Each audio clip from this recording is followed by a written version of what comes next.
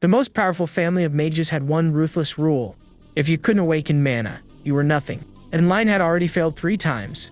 Everyone believed he had lost his mind because he spent every single day digging through the dirt for worthless herbs. But they couldn't see what only he could. After dying in his previous life, Lion was reincarnated into the very game he knew better than anyone else, with an exclusive system capable of turning the most ordinary plants into legendary treasures. And the family that was ready to throw him away would soon be begging him to stay. The story begins by introducing the Astri family, a bloodline so imposing that their mere presence could bring a bird down from the sky. They are a family with enough power to influence even the Emperor's decisions. Being the most prestigious family of mages, they are famous for casting out anyone who lacks talent. In one of the mansion's hallways, an older man and a few maids whisper in secret about a rumor.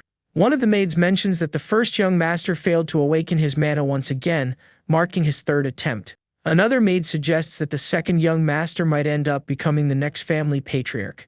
They comment that it makes sense for the young master to have lost his mind, since he failed 3 times to awaken his powers. The older man, who appears to be the butler, steps forward and asks what exactly the young master has been up to. One of the maids explains that it all started a month ago, when the bedridden young master finally woke up. Upon opening his eyes, he began muttering strange things, frightening the maids who were tending to him. Right after that, he ran out of the mansion in total desperation, even during a heavy downpour. The young man ran all the way to the yard, knelt in the mud, and started digging into the dirt with his bare hands. He dug for so long that his hands were completely injured, but he finally found what he was searching for. What he held with a victorious smile was just a weed, but he seemed incredibly happy about it. The butler and another white-haired gentleman are completely shocked by the story of the weed. The butler tries to calm down, thinking it is no big deal, even if the herb was rare, but the maids know the real problem lies elsewhere. It turns out that ever since that day, the young master has spent the last month doing the exact same thing. Smiling, the young man harvests some plants while a system window informs him that he has acquired blue basil. More system windows keep popping up as he thinks to himself that it was another productive day. He pauses for a moment and looks at his dirt-stained hands, seemingly satisfied with his daily work. The young man realizes he is being watched again, and thinks that being the eldest grandson of the Astri family is absolutely exhausting. Then he introduces himself. His name is Leon Astri, but he used to be a Korean man named Baek-e-hyen. In his past life, Baek-e-hyen was a team leader at a company, but he couldn't stand his boss's abuse and quit. With plenty of free time, he decided to play an old game he used to love back when he was looking for a job. Upon logging into the game, he was hit with a surprise. All his characters had been deleted by a hacker. Undeterred, he created a new character, bought a creation pack, and hit the jackpot with ultra-rare skills. He decided he would build a peaceful character, as he didn't want to fight in real life or inside a game. That was his last memory as Baek-e-hyen, smiling at his computer screen in his bedroom. When he woke up, he was Lion Astri, a character inside the game, 50 years after the main story had ended. He picks a herb and receives a notification for Aqua Rosemary, feeling relieved that he retains the memories of the original body. A system window displays the plant's details and unlocks the Novice Herbalist achievement, awarding him 1,000 shillings. Right after, a new message announces that an exclusive shop will unlock once he accumulates a certain amount of shillings. Lion Astri calculates that he will need around 100,000 shillings and realizes he might escape this house sooner than he thought. He is relieved to see that the skills he bought in the game are active and that the system windows still function. Then, Leon remembers a very important detail. The body he now occupies has already failed to awaken mana 3 times. Since the Astri family values nothing but merit, he knows he could be cast out at any moment, so he needs money. Running through the mansion's courtyard, he begins to brainstorm a plan to gather money and safely escape this place. Suddenly, in the middle of his thoughts, he stops running as an unexpected idea strikes him. He considers the possibility of offering a bribe to the patriarch to secure his stay in the family a bit longer. To do that, he needs to improve his stats and create something valuable. At that very moment, a blue light begins to glow around him. Excited, Leon rushes toward the blue light, thinking he must have found something amazing this time.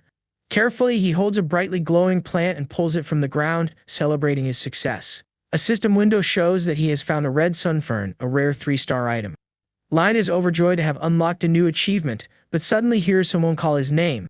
With eyes sparkling with excitement, he thinks about the rarity of the 3-star item he just found. Turning around, he spots a hooded elderly lady watching him, and is left confused about what is happening. The lady is Sylvia, an important figure in the mansion. She remarks that the young man has been quite busy gathering herbs. Lion Astri stands up and says he has his reasons, then shows the glowing plant to Sylvia, asking if she can see it. Sylvia admits it seems to be a high-quality herb, but the young man insists that is not it and points to the light surrounding it. He shows her the plant up close, but Sylvia maintains the same expression, thinking the servant's rumors were true.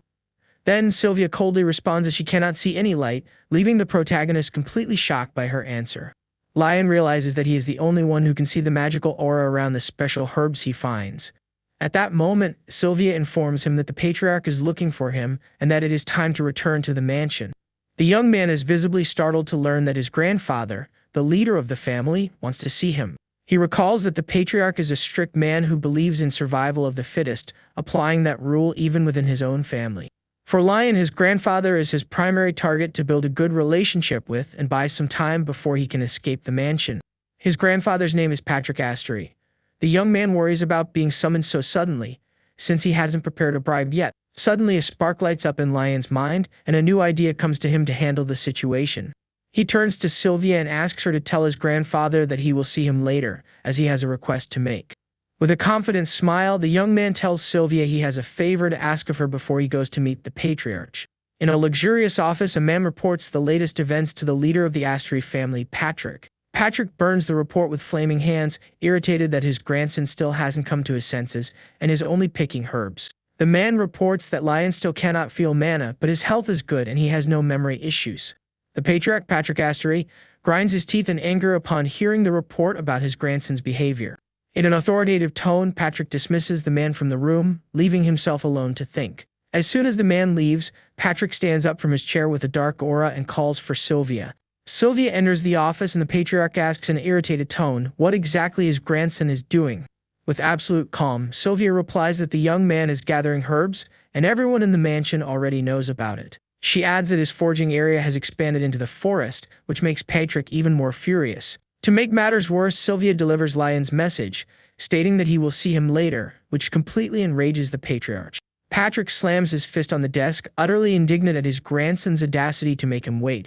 In a fit of rage, he yells that if Lion does not come see him immediately, he will level the entire forest. Sylvia simply agrees to deliver the message and leaves the office, vanishing into the shadows. Alone, Patrick grumbles about his rude grandson while using a crystal ball to observe him from a distance. He sees Lion picking herbs and complains that the young man should have run to thank him the moment he woke up.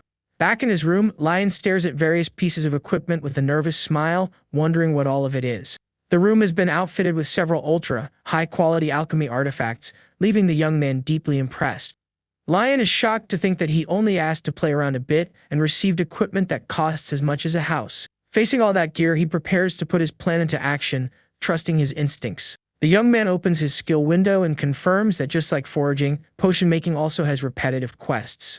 In the game world, crafting proficiency has tiers, starting from apprentice, moving to expert, and then artisan. Only 1% of players manage to reach the master tier, which completely transforms the quality of the crafted items. To start, Lion decides to make 100 health potions and drink them all to level up his alchemy as fast as possible. He concentrates and places his hand over the cauldron, feeling the hot steam from the ingredients he mixed. With eyes glowing, he uses one of his skills to extract the magical essence from the potion's components. The red liquid is transferred into a vial, and a system window confirms he has crafted a minor health potion. The young man successfully holds the vial, and the item description confirms that the potion restores a small amount of health to whoever drinks it. He downs the potion in one gulp and celebrates, thinking that having the right equipment makes all the difference in the final result.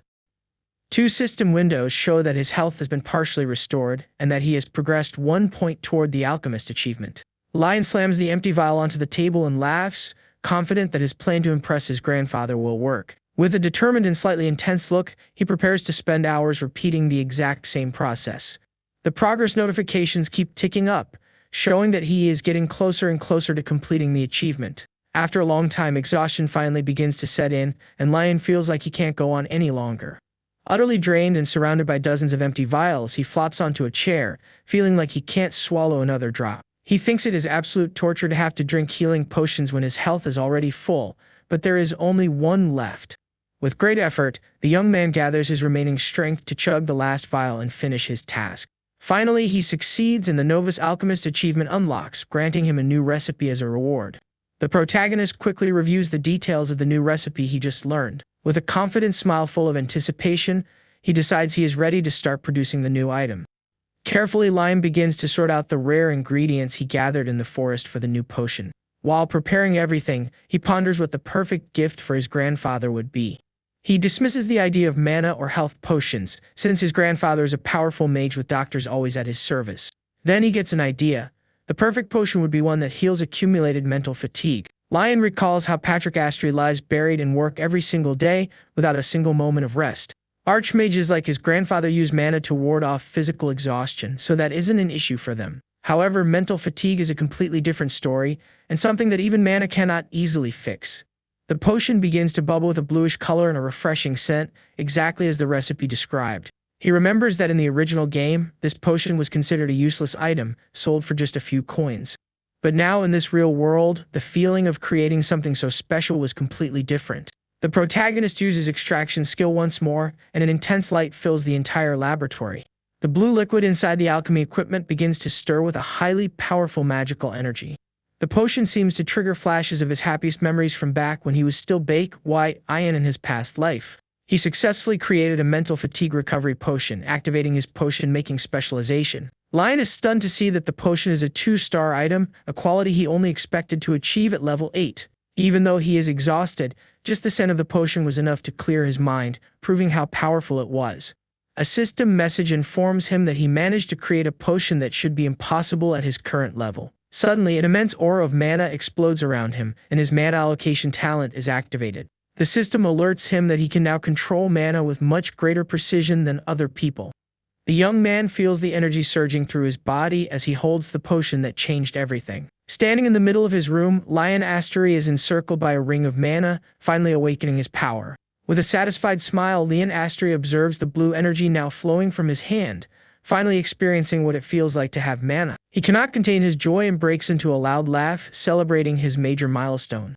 Outside the room, another young man with crossed arms hears the laughter, and Lion shout declaring that the power is finally his. Lion keeps celebrating noisily, completely unaware that he is being watched through the crack in the door. The young spy continues to watch for another moment with a serious expression, keeping his intentions hidden. Shortly after, the young man turns and leaves, walking down a long corridor illuminated by the sunlight. In his room, Lion drops into a chair and relaxes, thinking that now with both mana and money, his escape plan will be a breeze. He closes his eyes with a peaceful smile on his face, savoring the feeling of finally possessing power. Suddenly, he senses that he is forgetting something very important he was supposed to do. After thinking for a moment, Lion springs up from the chair as he remembers what had slipped his mind. On the other side of the mansion, he remembers that he promised to meet his grandfather, the powerful family patriarch. In the office, Patrick waits impatiently, noting that his grandson Lion is quite late for their meeting. Sylvia, who is also present, remarks that she doesn't understand why the young master put so much effort into making a simple potion. Patrick reflects on his own history, remembering how he was a central member of the hero party that saved the world. He thinks about his titles as the leader of the Astry family, a man powerful enough to found his own nation. The patriarch reflects that he could easily secure a comfortable life for his grandson without him needing to lift a finger. He doesn't understand why Lion insists on doing all this, since the family has no shortage of money or power. Sylvia comforts him, saying it is natural for him to worry, but there is something more to the situation. She reveals that while she was watching, she noticed the young master seemed genuinely happy while brewing the potion. Patrick gets annoyed by the idea, stating that happiness is worthless when the end is near. Sylvia reminds him that this was Lion's third mana shock, and surviving just one is already a miracle. For the patriarch, there is no more hope for a miracle. He just wants his grandson to spend his remaining days in peace. Their conversation is interrupted by a knock at the door. Sylvia steps forward to answer it. A servant announces the arrival of the first young master. Lion enters the office with a slightly nervous expression. Lion Astry takes his place before his grandfather's desk and apologizes for being late to the meeting. Patrick glares at him sternly and asks why it took him so long to seek him out since getting out of bed. The young man explains that after the mana shock, he needed some time to think about a lot of things. Lion admits in front of everyone that he knows he possesses absolutely no talent for magic, which worries Sylvia. He reassures Sylvia, telling her that it's fine and that he has already accepted this fact about himself. He confesses that for a long time, he refused to accept that his body was unable to withstand mana. Because the moment he accepted that truth, he felt he would no longer have a place in the Astri family. But now things have changed. He places the potion vial on the desk and says that this is the result of accepting who he is. Lion explains that the potion is the fruit of his studies to become someone who won't shame the family name. And with a gentle smile, he says he made it with his grandfather in mind, who seemed very tired lately. Patrick Astri stares at the vial with startled eyes, not entirely understanding what is happening. He perceives that something has shifted in his grandson, a fundamental change that goes beyond appearance or posture. The patriarch finally understands that Lion spent all that time working hard to create a gift for him. With a flushed face, Patrick is genuinely moved and finds his grandson's gesture deeply admirable.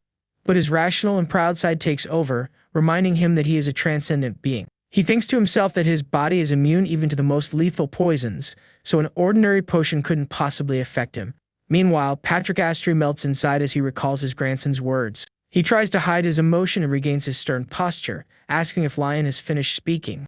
With his grandfather's permission, the young man turns to leave the room with a small smile of victory on his face. Lion exits the office, leaving the patriarch alone with Sylvia and the potion on the desk. Sylvia remarks that despite his stern appearance, he seems quite pleased, but Patrick quickly denies it. Even so, the patriarch keeps staring at the potion with a curious and thoughtful expression. He picks up the vial and examines it carefully, sensing that the blue liquid holds an oddly familiar energy. Sylvia suggests analyzing the potion just to be safe, but Patrick declines the offer, trusting the gift. The grandfather says he wants to appreciate his grandson's sincerity and won't doubt the present he received. Understanding the decision, Sylvia bows out and vanishes into the shadows, leaving the patriarch alone.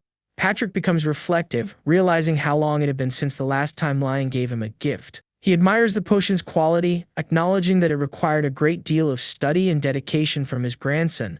Although he believes the potion won't have much effect on him, he decides to drink it so as not to waste the young man's effort. The patriarch then tilts the veil and drinks all the blue liquid in a single gulp without hesitation. At that exact moment, a sensation of calm and tranquility begins to wash over his entire body. The tension in his shoulders melts away, and his once restless mind finally finds a moment of peace. Fragments of old, happy memories begin to play through his mind like a movie, and before he even realized it, he ended up falling into a deep, restful sleep, something he hadn't experienced in a very long time.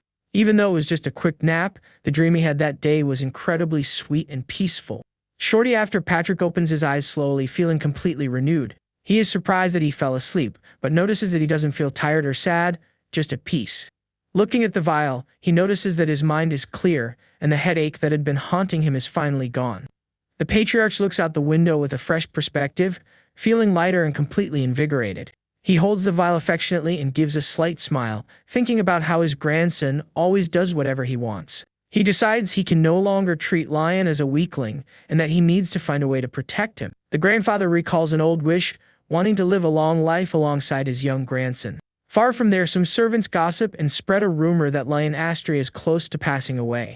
They twist the story, claiming that the gift to his grandfather was a farewell and that he was gathering herbs for his own resting place. One of the servants even laughs at the situation, saying the young master was looking for a spot to be laid to rest. Suddenly, he gets a massive fright when he is startled by someone who is observing them in silence. A red-haired maid appears and scolds them, making everyone snap back to work immediately. A coworker asks her if everything is all right, but the young woman, named Hannah, mentions that another one of Lion's servants has resigned. Hannah is furious because the servants used to boast about how easy it was to take care of the young master. Now, because of false rumors, they are running away without an ounce of loyalty, abandoning their posts. She calls them ungrateful, but her coworker warns her, as Sylvia was standing right behind her the entire time. Young Hannah turns completely pale with fear upon seeing the mansion's chief head manager. With a calm yet terrifying smile, Sylvia says she would also love to hear the whole story behind that rumor. In another location, a man apologizes for his delay as he arrives at a grand palace. Sylvia, who is waiting for him, says it is fine and asks if something urgent occurred. She explains she had to handle some family matters and asks why she was summoned so early. The man who received the potion was none other than the family patriarch, who glares at Sylvia with a serious look. He requests that Sylvia use her special ability, the Witch's Eye, to take a look at the potion his grandson made. A pink magic circle forms around the vial as Sylvia uses her powers to analyze the liquid's composition. Shocked by the result, she tells Patrick that this is not something the young master could have created on his own. With a look of astonishment, Sylvia holds the vial and reveals that this is the legendary hero's potion. A legend is told about the hero who vanished 50 years ago, following the war against the demons. He was such a powerful figure that no labyrinth or prison in the world could ever hold him. His strength was so immense that even the gods were hesitant to face him in direct combat. Sylvia believes she might be the only one capable of freeing a certain person confined within the labyrinth of that house. Patrick concludes that the potion could only be obtained by the hero, but doubts it is the original since it isn't as potent. With a suspicious look, he continues to ponder the true identity of that mysterious potion. He then dismisses the idea entirely, asserting that it is impossible for his grandson, Lion, to be the hero. At any rate, he decides he will ask Lion for an even better potion, as he wants to give it to his sister. Patrick explains that his sister has been living in a state of dormancy for centuries and hopes the potion might help her a bit. Sylvia, who is actually Patrick's sister, gives a slight smile upon hearing her brother's concern. The patriarch also laughs at the situation, showing a more relaxed side that he rarely reveals. Sylvia says that worrying about a witch like her is pointless, since she has a long life and a body that never gets sick. She advises him not to burden his grandson with unnecessary worries, but Patrick hesitates. Even so, Sylvia bows and says she will gladly accept her brother's affection and concern. Patrick observes her in silence, his thoughts fixed on his sister and the hope that the potion brought. Back in the office, Patrick tells Lion that he looks worried about something. The patriarch quickly denies that he himself is worried, maintaining his usual stern posture. Lion tries to guess the reason, asking if it's a lack of sleep, exercise, or old age, which irritates his grandfather. Finally, the young man hits the mark by saying the cause of the worry is the potion he gave him. Cutting straight to the chase, Patrick asks if Lion can craft a potion of even higher quality. Lion thinks to himself that, in his current situation, it is very difficult to make even another 2-star potion. He knows the last one was a stroke of luck, and that he has no more rare herbs left for a new attempt. Even so, he cannot pass up the chance to please his grandfather and says it is possible, but it will take some time. Curious about the request, Lian asks what the new high-quality potion will be used for. Patrick replies that he intends to gift it to the chief manager Sylvia, which leaves Lion completely shocked. The young man gets it all wrong and starts imagining there is a secret romance between his grandfather and the manager. Thinking his grandfather is lonely, Lion promises to make the potion within 2 weeks to help him out. Patrick is indignant at the timeline and asks why it would take so long to make a simple potion. Nervously, Lion corrects himself and says he can do it in 1 week, desperate not to lose the opportunity. He thinks this is his chance to win his grandfather's favor and promises he will get it done no matter what. The patriarch seems to accept the new proposal and glares at his grandson, who now faces an almost impossible mission. Once outside, Lion walks through the forest and wonders how on earth he will manage to create a 3-star potion. He knows he doesn't have time to train, and that buying expensive herbs would be useless without the knowledge to use them. Suddenly, he gets an idea and decides to check the shilling shop, hoping to find some useful material. A system window opens and shows a preview of the shop, but the items have blurred descriptions and cannot be purchased. Lion is shocked to see the prices in the shop, wondering why a simple old key is so expensive. He doesn't understand why such a worn-out item would cost so much and decides to check the other tabs of the shop. The young man is even more surprised to see that a simple magical seasoning costs 10,000 shillings. Seeing that the shop won't help, Lion decides that his only option is to follow the most traditional method. He knows there is a limit to how many herbs he can pick with his bare hands, so he needs something extra. The protagonist understands that to gather better ingredients, he will need high-quality tools. In a noisy workshop, a man calls out to his brother who is working at the forge. The brother, a large and bearded man, complains that he is busy and asks why he was called. The first man warns that a major client has arrived at the workshop and that he needs to step out to assist them. The bearded blacksmith doesn't understand why he was called, but goes to the entrance to see what is happening. Arriving at the door, he runs into Lion Astery, who asks if he is the owner of that workshop. With his expensive clothes, Lion looks like a wealthy young master and asks if he can try his hand at blacksmithing.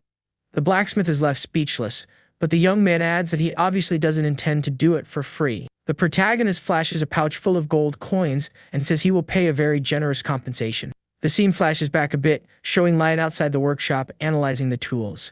He notices that the quality of the tools is low and imagines that a master blacksmith wouldn't make that kind of item. Even if he asked a master blacksmith, it would be difficult to get a high-quality tool in just 1 day.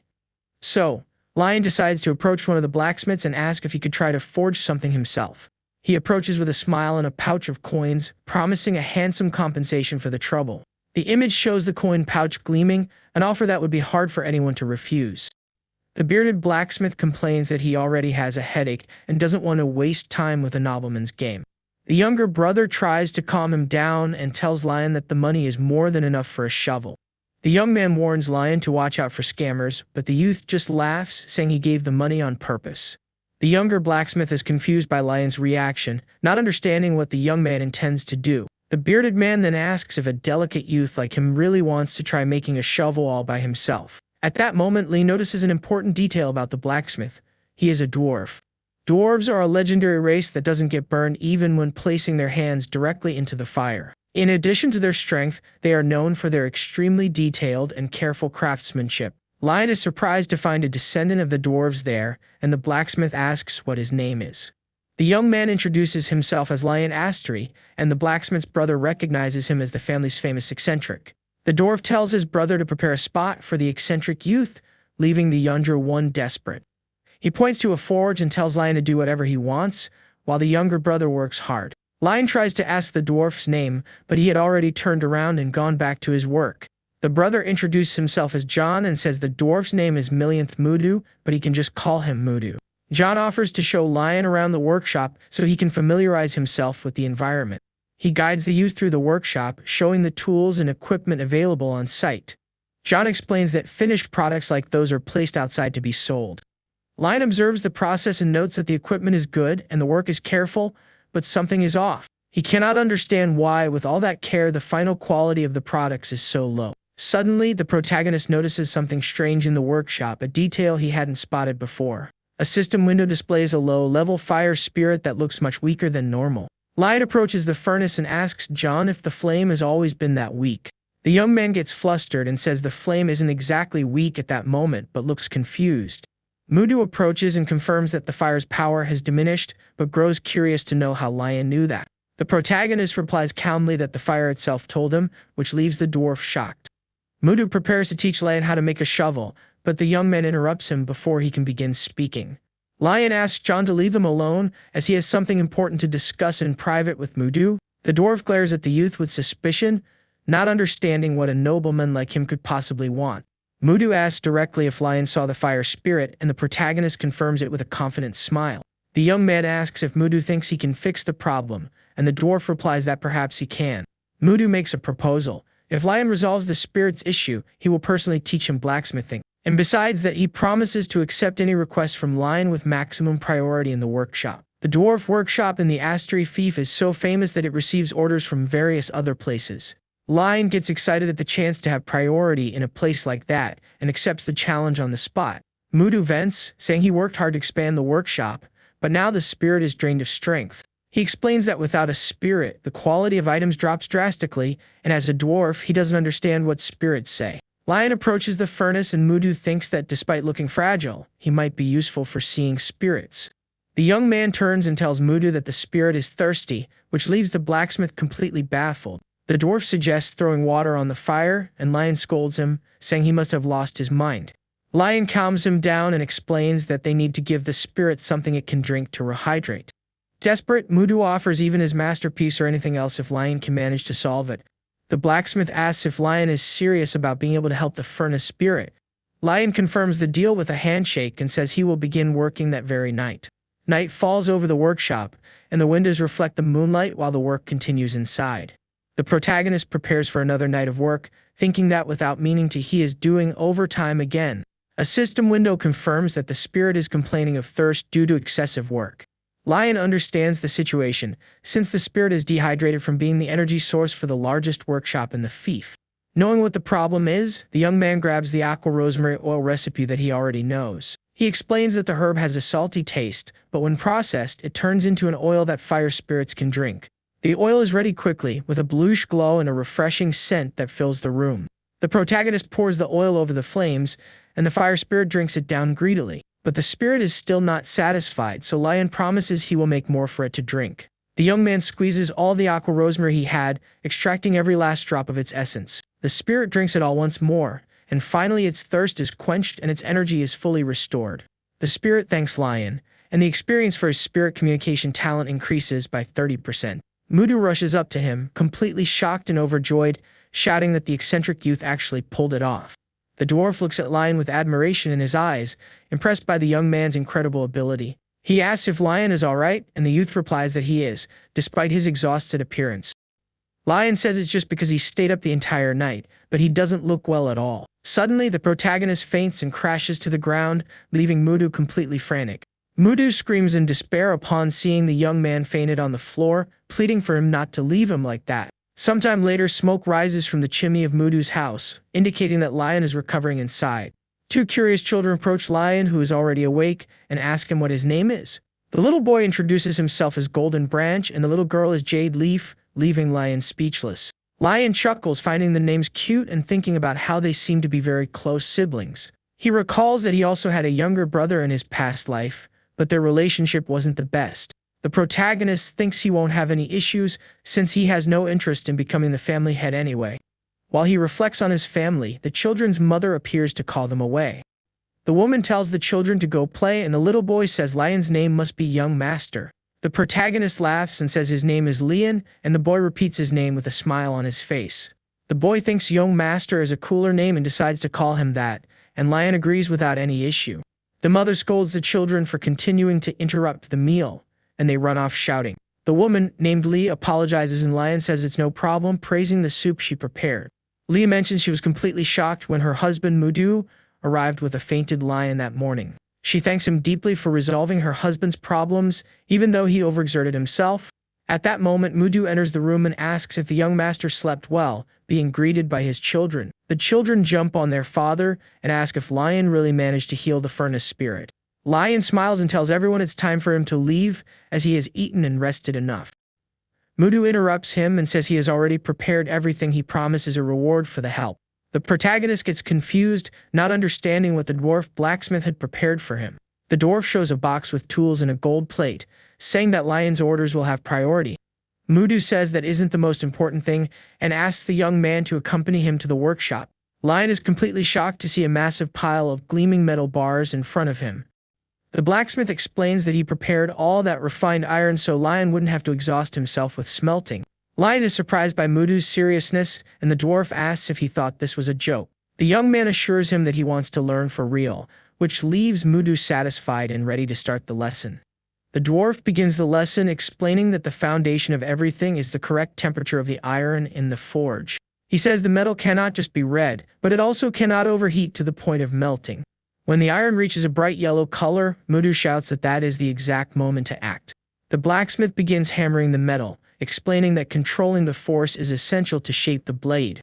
After creating the basic shape, he refines the details and sharpens the blade with a whetstone. Finally, the dwarf attaches the wooden handle to the metal blade with a strong and precise strike. Mudu holds up the finished shovel and asks Lion if it didn't look easy, leaving the young man impressed. Lion agrees that it wouldn't be easy for an ordinary person, and asks if he can use all the prepared iron. The dwarf agrees and steps back, but gets confused when Lion says he already understands how to do it. Before Mudu can react, Leon grabs an iron bar and places it into the fire without hesitation. With a determined smile, the young man says he is going to try making his own tool right now. The protagonist picks up the hammer and begins the work, but realizes it is much harder than he imagined. His first attempt results in a twisted and useless piece of metal that would need to be melted down. Even though he is tired, Leon does not give up and keeps practicing, believing he will succeed through repetition. Undeterred, he keeps trying, and with each hammer strike, the tool's progress increases a bit. With the fire spirit's help, Lion finally manages to get the hang of it and removes the metal at the perfect point. He takes the glowing hot iron to the anvil and prepares to hammer it with all his strength and concentration. With a powerful and precise strike, he begins to shape the metal exactly as Mudu had taught him. Following the blow, several system windows appear, informing him that he has awakened the blacksmith talent. Mudu rushes toward him, thrilled by the energy he felt in that last strike, and tells Lion to keep going. The blacksmith realizes that the feeling behind that strike was completely different from all the others. Lion continues working the metal with precision, while the dwarf watches him intently from behind. The young man secures the wooden handle to the shovel blade firmly, successfully finishing the job. He lifts the tool, which glows with a magical aura, and celebrates having successfully created his masterpiece.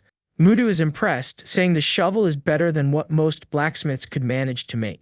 The dwarf praises Lion's pure talent, making the youth a bit embarrassed but happy with the result. Without wasting time, the protagonist asks Mudu to teach him how to make a sickle next. The dwarf blacksmith is completely shocked by the young man's excitement and determination. He bursts into laughter and says that Lion's drive is absolutely insane and infectious. Mudu agrees to teach him everything he knows, and Lion celebrates, thinking he needs to hurry up to help his grandfather. Determined, the protagonist vows to himself that he will fulfill his grandfather's wish, no matter what it takes. Time passes and Lion continues his herb-gathering journey, now equipped with much better tools. With his new shovel, he digs into the earth with much greater ease, managing to find rare ingredients. He finds a Finder ginseng, a plant with effects similar to wild ginseng, which restores stamina. Lion is impressed because just by using a better tool, the difference in foraging was massive. He thinks to himself that the advantages of his new tools don't stop there, as there is much more to explore. With a shovel and a sickle, he can now gather even more types of herbs on his expeditions. Lion smiles, confident that if his skill with the shovel improves, making a 3-star potion will be possible. He decides to keep digging to get used to the new tool and maximize its potential. The young man finds sweet potato leaves and shoots, which can be used as food. He realizes that if there are sweet potato leaves there, it means there is something highly valuable buried underground. However, upon trying to dig, his shovel suddenly catches fire, leaving the protagonist startled and confused. A system window informs him that the fire spirit's blessing on the shovel has activated, and he has gained a roasted sweet potato. Lion understands that, with the blessing, he can obtain edible items already roasted with a certain probability. He holds the perfectly roasted sweet potato, impressed that he got that with a single scoop. Hungry, the young man decides he will eat first, and then continue with the foraging work. He takes a bite but ends up getting startled by how hot the sweet potato still was. Even with his mouth burning, Lion thinks the flavor of the sweet potato is even better that way. He keeps eating and blowing, enjoying the unique taste that only a very hot sweet potato can have. The flavor is sweet just to the right degree and has the characteristic taste of a root vegetable, which he loves. The feeling is like eating a regular sweet potato with a glass of milk, leaving him completely satisfied. Lion celebrates how delicious the sweet potato was, feeling refreshed to keep going. While he eats, some white birds approach him, drawn by the scent of the food. One of the birds lands near him, and the young man asks if it also wants some sweet potato. With a gentle gesture, Lion tosses a small piece of sweet potato to the bird that was watching him. The bird eats the piece greedily and seems extremely happy, which leaves Lion satisfied.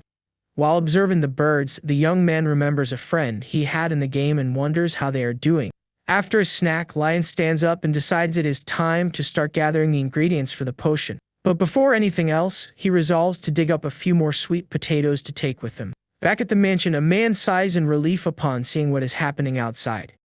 3 days have already passed since Leon left, and the man is worried, wondering what he went to do at the workshop. He turns around upon hearing a voice and sees the head manager approaching, who comments on Lion's absence. The man greets her as the chief manager, revealing Sylvia's position in the mansion's hierarchy. He unburdens himself about his worry and the rumors that the young master is going to pass away or be cast out. Suddenly, Leon appears with a smile, surprising everyone who is standing there waiting for him. Sylvia and the man rush toward him, shocked by the young master's tired and dirty appearance. The protagonist just smiles and says it's nothing major, trying to reassure everyone with his calm. The man is shocked by Leon's appearance, but his attention is diverted to the little bird on his shoulder.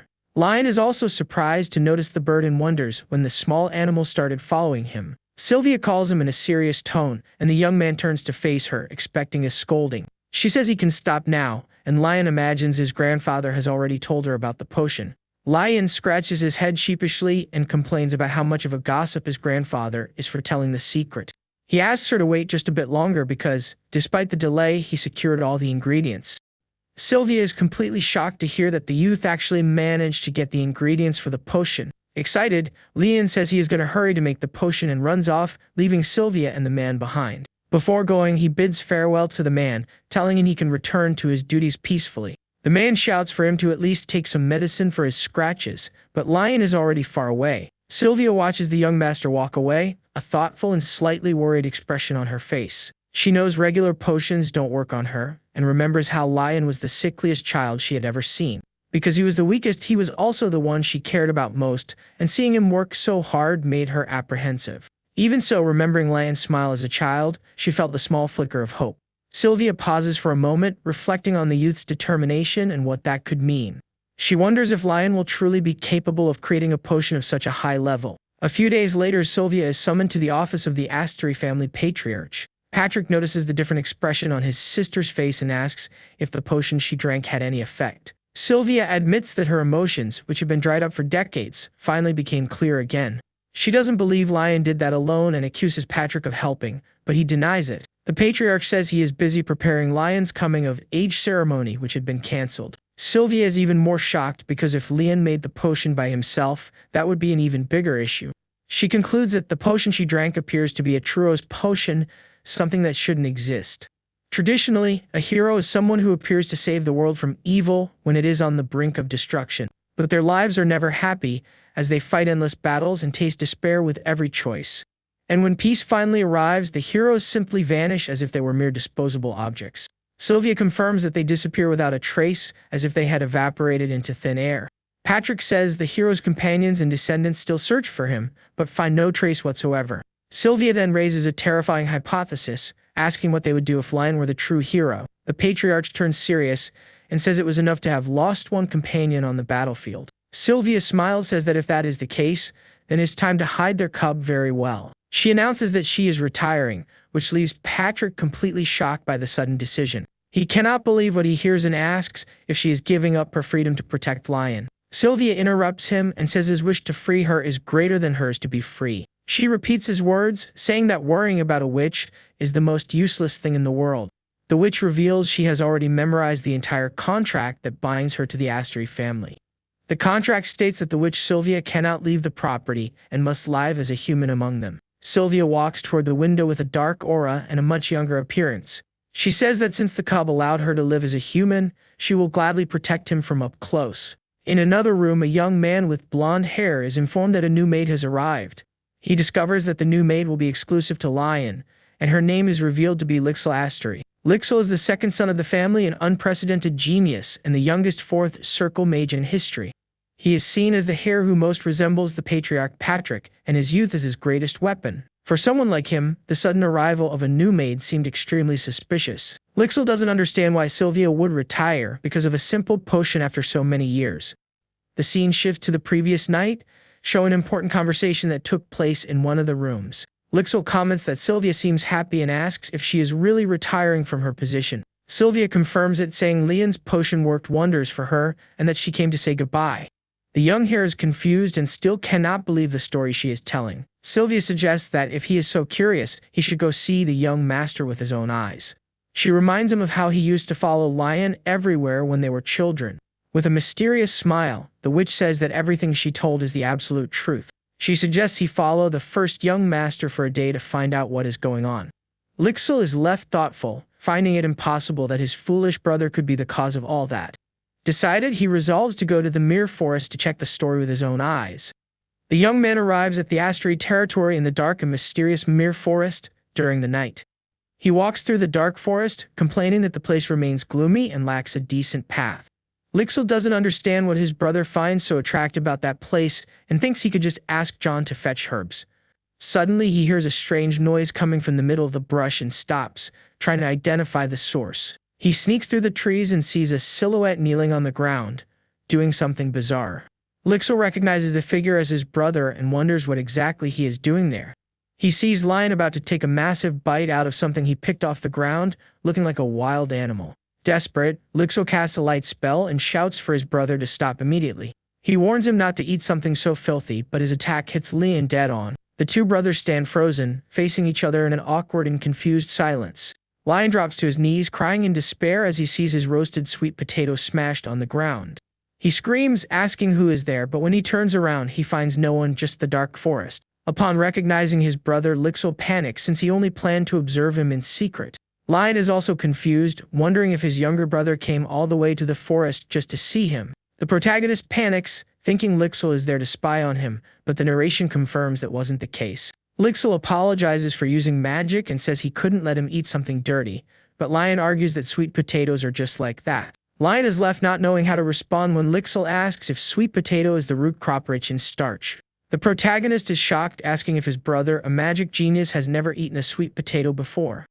He tells Lixil that he is missing out on one of the best things in life, which leaves the younger one confused. Lion tells his brother to sit down and wait, saying he is going to dig up a few more sweet potatoes for him to try. He turns around with a smile and asks if Lixil knows how to use fire magic to help out. The young mage agrees, saying that making a small campfire is not difficult for him at all. Lixil sits near the campfire he created with his magic, warming his hands in the heat of the flames. Lion returns with a handful of sweet potatoes and asks if the campfire is ready to roast them. Then, the protagonist tosses all the sweet potatoes directly into the middle of the campfire flames. Lixil worries that they will burn, but Lion reassures him, saying the thick skin protects them. The two brothers sit in silence around the campfire, waiting for the sweet potatoes to roast. Lixil breaks the silence and begins to speak, wanting to better understand what is going on with his brother. Lion takes the opportunity to give some advice, saying that stepping out of one's routine can help clear the mind. Lixil seems to understand what his brother means, reflecting on the pressure he feels to be perfect. After a while, Lion says the sweet potatoes are ready and that the smell is incredible. He picks up one of the roasted sweet potatoes and hands it to his younger brother to taste. Lixil takes a bite, and his eyes widen in surprise at the delicious flavor he had never tasted before. He admits it's delicious, and Lion smiles, explaining that those are banana sweet potatoes. The protagonist explains that in the cold of the forest, the urge to eat something hot increases even more. He recalls the winter foods from his past life, like roasted sweet potatoes and other snacks. Lixil keeps eating greedily, and Lion thinks to himself that, as expected, he has a massive appetite. The protagonist remembers how he also used to eat non-stop when he was a student in his other life. Lixil gets startled upon noticing the pile of sweet potato skins beside him. Lion smiles, glad his brother liked it, and the young mage gets a bit embarrassed by the situation. The older brother says he can eat as much as he wants, since he worked hard for the family in his stead. Lion says that although it's hard to be sick, it's also hard for those around who just have to watch. Lixil replies that he never considered taking care of his brother a burden or a problem. He assures him that he never blamed Lion for his condition, showing a more sensitive side. The young mage confesses that, truth be told, he is a bit envious of his older brother. He quickly corrects himself, saying he isn't dissatisfied with his position and will keep working hard. Lion realizes that despite all his power and genius, Lixil is still just a child. He advises him to be a little selfish and follow his heart every now and then. The protagonist places his hand on his brother's shoulder and says he has already worked far too hard up to now. Lixil realizes that Sylvia was right and is glad he went to find his brother that night. Back in his room, Lion checks his funds and sees he has already gathered over 71,000 shillings. He is close to unlocking the shop and knows his level went up considerably thanks to the help he gave Sylvia. Lion still believes his grandfather was rejected by Sylvia and, though he thinks it's a shame, decides not to meddle.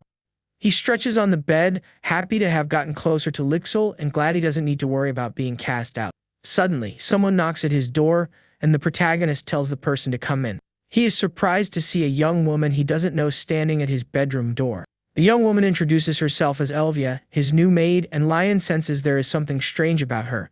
He quickly understands that Sylvia's retirement must have some special circumstances behind it. Lion greets her and says he hopes they get along, and Elvia bows, offering her services. With a smile, the protagonist thanks her for something she can't even imagine. He says that thanks to her, he felt he and his brother grew closer, leaving the maid confused. Elvia doesn't understand what he means, but Lion just laughs and tells her not to worry. He stands up, saying they can talk later since he has an appointment. Lion grabs his bag and says he promised to go out with Lixil that day, leaving the maid behind. Far from there, in a bustling town, Lixil appears to be waiting for someone. He keeps thinking about how strange the whole situation is, trying to make sense of what is happening. He doesn't understand how his stamina remains the same, even after climbing the mountain every day. Lixil begins to wonder if this is also a side effect of the mana shock his brother suffered. He feels exhausted and knows mages don't get along well with the temple, but he needs a priest. The young mage knows he must find a way to meet a priest without getting caught. He recalls that the temple's doctrine encourages volunteer work, which would be a great excuse. When Lion arrives, he asks where they are going, and the older brother explains they need disguises. Lixil suggests a clothing store, but Lion has a much better idea in mind. With a smile, the protagonist says they are going to a magic tool shop he knows. They arrive in front of a shop with a sign that reads, "The magic shop that lacks nothing." Lion is impressed as he never knew that place existed, and Lixil says it is a secret spot. Lixil mentions there are likely no illegal items, which leaves Lion a bit suspicious. The protagonist enters the shop and begins looking at the items displayed on the shelves. He notices that despite being fascinating, many items seem to have been made for children or students. Lixil explains he discovered the shop when he was at the academy and that the items are very effective. Suddenly, the shop owner appears and greets the youths with great enthusiasm. The owner boasts that his shop has everything except for hair growth medicine. Lion explains they are looking for disguise tools, and the owner leads them to the section. The man shows a wide variety of items, saying everything there serves as a tool for disguise. He shows the cheapest items, like bracelets that make you look slimmer and insoles that increase height. Next, he points to the premium items, which can even change hair color but are much more expensive. The most expensive item is a bracelet that can completely change a person's appearance for 10 hours. Following the purchase, the two brothers leave the shop, and the owner wishes them to come back soon. Lixil asks what he thought, and Lion says the place is fun and that he will return to see more. He notices the owner slipped some extra items into the bag, likely because of the expensive purchase they made. Lion looks inside the bag and finds something he didn't expect, an item that catches his eye. It was an artisan repair kit, an item far more valuable than the other freebies he received. Lion offers all the items to his brother, but Lixil is surprised by the generous gift. Lixil accepts and suggests they use the disguises, so they enter an alley to transform. With a blue light, the magic bracelet completely alters the appearance of the two brothers. Lixil, now with brown hair, is fascinated by the flawless and perfect transformation. Lion says the disguise will be enough, and excited, the two head out into the town. Already disguised, Lion asks why they are at a mill instead of a volunteer site. Lixil explains that flour is one of the donation items, so they stop there to check. He adds that the mill also sells bread made with freshly ground flour, which is quite special.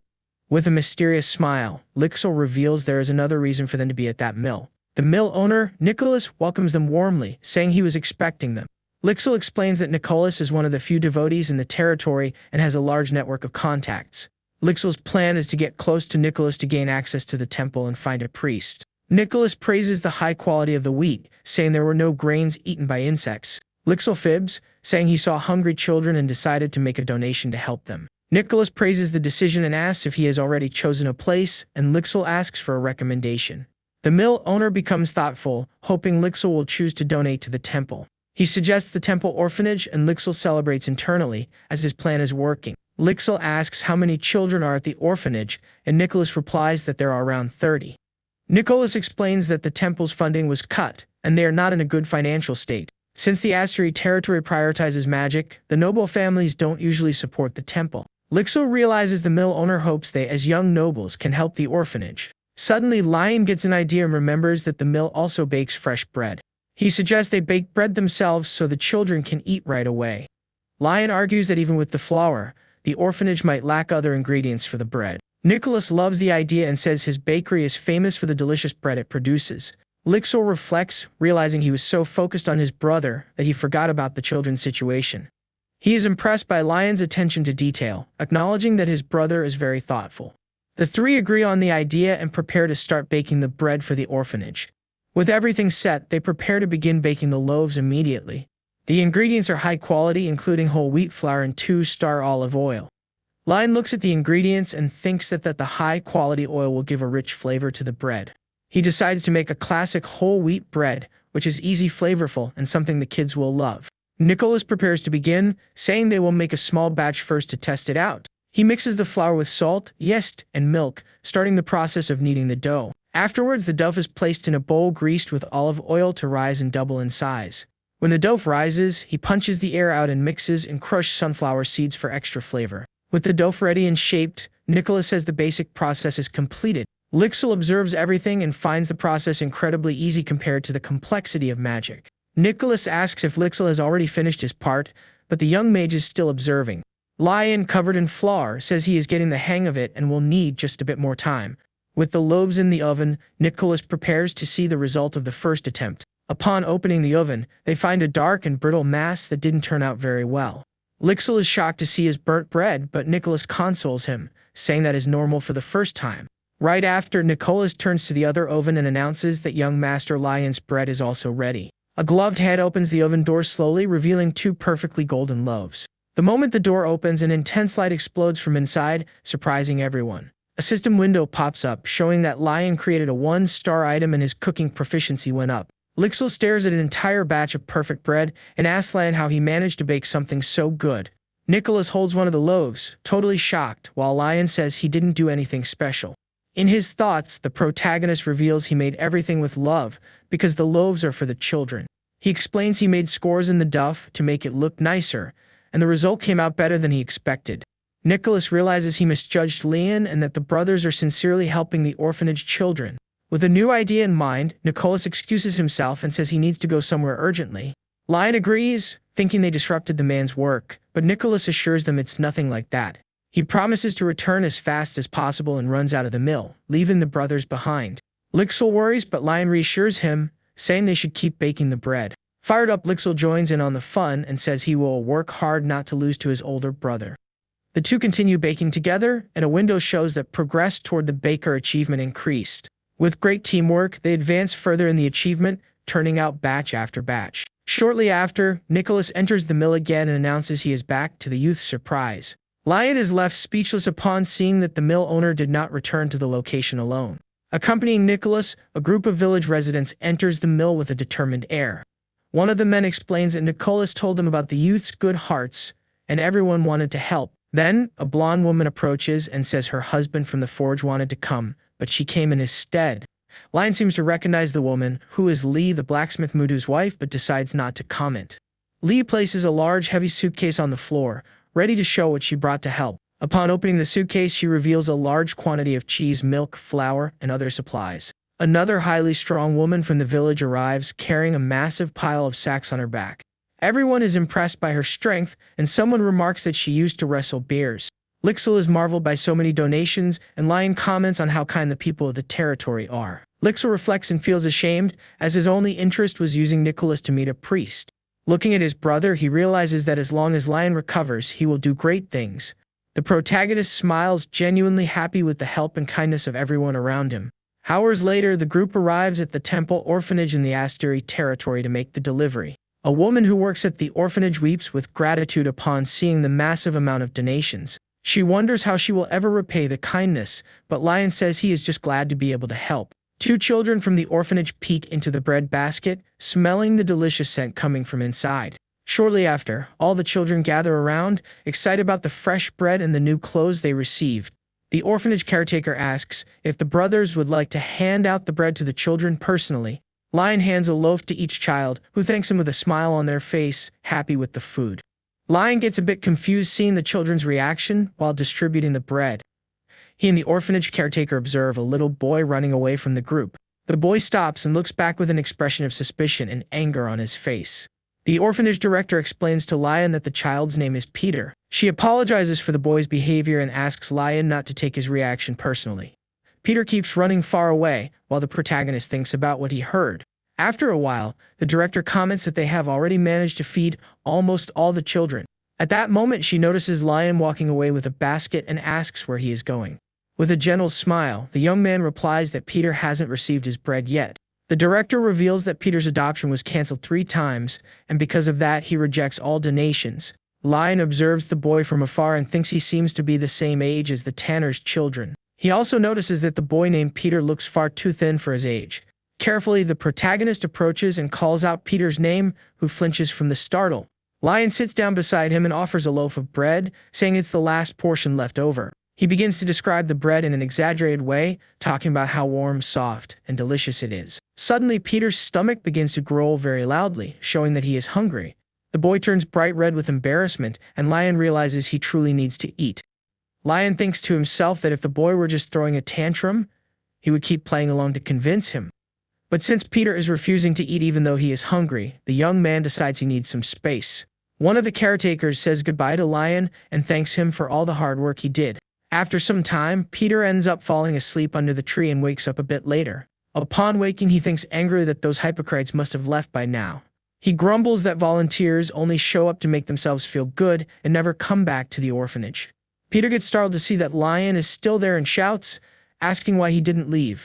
Lion offers the bread again and says he is starving, asking if Peter isn't as well. The boy turns his face away stubbornly and Lion asks if he really isn't going to eat anything. With a smile on his face, Lion says that's fine and prepares to do something with the bread. Then, to Peter's surprise, the protagonist splits the bread in half with his hands. Lion begins eating the bread right in front of the boy, who is shocked by his attitude. He explains that since Peter didn't want it, he would eat it himself so as not to waste food. The boy is left speechless, completely confused by what is happening right in front of him. On an impulse, Peter snatches the other half of the bread and yells that he is the one who's going to eat it. Upon taking the first bite, the boy's eyes widen as he realizes how delicious the bread is. He continues eating the bread quickly while Lion observes the scene with a satisfied smile. After eating, Peter offers a piece back to Lion, showing a bit of gratitude. The protagonist smiles and hands him an entire loaf, saying it was his portion but that he could keep it.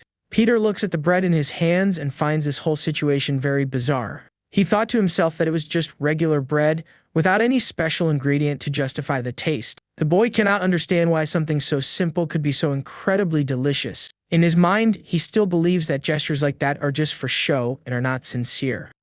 In his thoughts, Peter remembers that the people who were kind to him always abandon him in the end.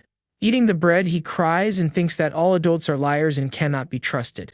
Lion then approaches and begins talking to the boy, asking if he knew something. He explains that unlike adults, Peter didn't skip a meal even though he was upset, and that was good. With a big smile, Lion says that while he was baking the loaves, he hoped someone would love them.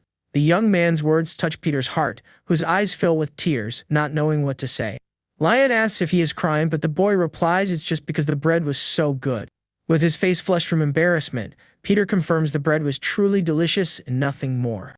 After a silent moment, the little boy stands up and thanks Lion from the bottom of his heart for the food. The protagonist then extends his pinky finger and promises he will bake more bread next time. Peter is surprised by the promise, and Lion assures him that he has never broken a promise in his entire life.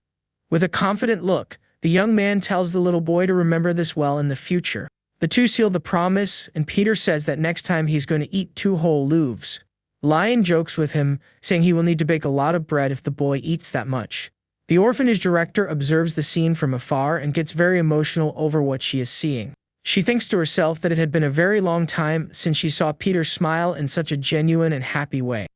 The woman feels ashamed for not connecting with the children in the same way Lion did. In her thoughts, she believes that a person as sincere as him deserves God's blessing. At the end of the day, the children say goodbye to the brothers, asking them to come back soon. As they were leaving, the director asked them to stay at the orphanage for a little longer. She explains that she contacted a priest urgently, and he is on his way to pray for the children. The director suggests they receive a blessing prayer from the priest before going away. Lixel celebrates in silence as his plan worked and accepts the director's offer. The woman then guides the 2 brothers into a room so they can wait for the priest. The sound of an approaching carriage indicates that the priest is about to arrive at the location. Through the carriage window, a man with glasses observes the orphanage as he approaches. In a flashback, Lixel asks Lion to postpone the meeting with the priest, worried about his safety. Back in the present, Lixel says he needs to return to the mansion, leaving Lion confused. He says goodbye in a lively manner, using his baking practice as an excuse to leave. Lixel thinks everything worked out and that he needs a prayer for his brother, but fears the priest's ill will. Because of this, he decides he needs to find the priest first to check his intentions. The priest introduces himself as Licht, and a system window suggests he is the high priest of the temple. Licht mentions he heard from the director that Lixel wanted to be an anonymous benefactor, and the youth confirms it. The priest finds Lixel younger than expected and thinks he must be someone important in the clergy. Lich gives thanks on behalf of the temple, but Lixel says the credit also belongs to the others who helped. The youth clarifies that it was his older brother, Lion, who had the idea and truly dedicated himself. Lixel confirms to the priest that his brother was the young man who needed to go home early. He explains that Lion has had highly fragile health since childhood and suffers from a grave illness. So, Lixel confesses that his true objective was to bring his brother to meet the priest. Lich smiles and says it is a pity that such a righteous person is suffering from an illness. Lich reveals that he also snuck out of the temple, so he has a condition for helping out. Lixel grows apprehensive as he cannot read the priest's expression and fears a refusal. The priest finally responds, scheduling a meeting for 3 days in the future. Lich asks Lixel to return with his brother at this exact same time so he can assist them. Filled with hope, Lixel rushes to his family's mansion and calls out for his brother. Lion is awake and Lixel scolds him for not resting, but the youth says he couldn't sleep. Lion asks the reason for such a rush, and Lixel shares that the priest agreed to check his condition. In his laboratory, Lion is surprised, and Lixel says the priest wants to help out of gratitude. Lion thinks to himself that he isn't truly sick, just a bit weak because of his past. He reflects that he has been exercising and that the offer isn't bad, so he decides to accept the help. With a smile, Lion agrees to go, leaving Lixel highly happy with the positive response. Lixel warns that, strangely enough, the priest scheduled the meeting for dawn. 3 days later at the orphanage, Lian analyzes a high-quality holy water made by Lit. At that moment, Lixel calls his brother, who turns around and sees the priest Lit right behind. Lion greets the priest with respect, and Lich blesses him, saying the pleasure is his. With a calm smile, the priest invites the two to sit down and chat for a bit. Lion takes the opportunity and says he has a question to ask the priest.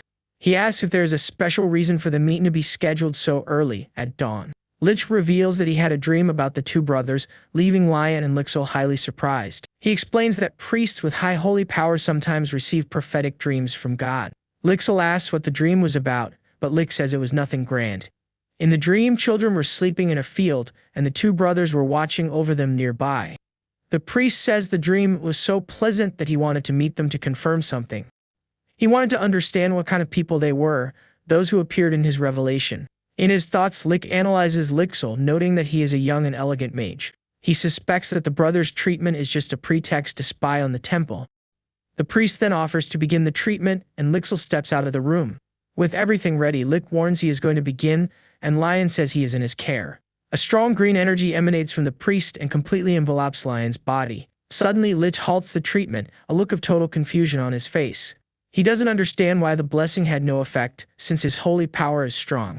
The priest tries again, wondering if he made some mistake the first time. Then, Lich is shocked to realize something unbelievable about Lion's condition. The protagonist smiles and says that, thanks to the blessing, his body is feeling much better. Lion asks the priest to stop, saying that was already enough, but Lich is perplexed. In his mind, he knows there are only 3 reasons for a priest's blessing to fail. The first is when a stronger mage rejects the healing, the second is when the person is already healthy, and the third reason is when the person was born with a very short life expectancy. Lich turns to Lion and says that if he needs help in the future, he can count on him. Unexpectedly, the priest grabs Lion's hand with great force and determination.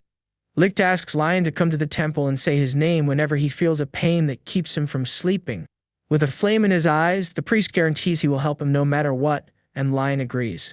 Lixel says goodbye and thanks him for the consideration, and Lich says they will see each other again soon. The priest watches the youth walk away, maintaining a serious posture and a calculating look. While walking, Lion feels a shiver and doesn't understand why the priest's promise left him so suspicious.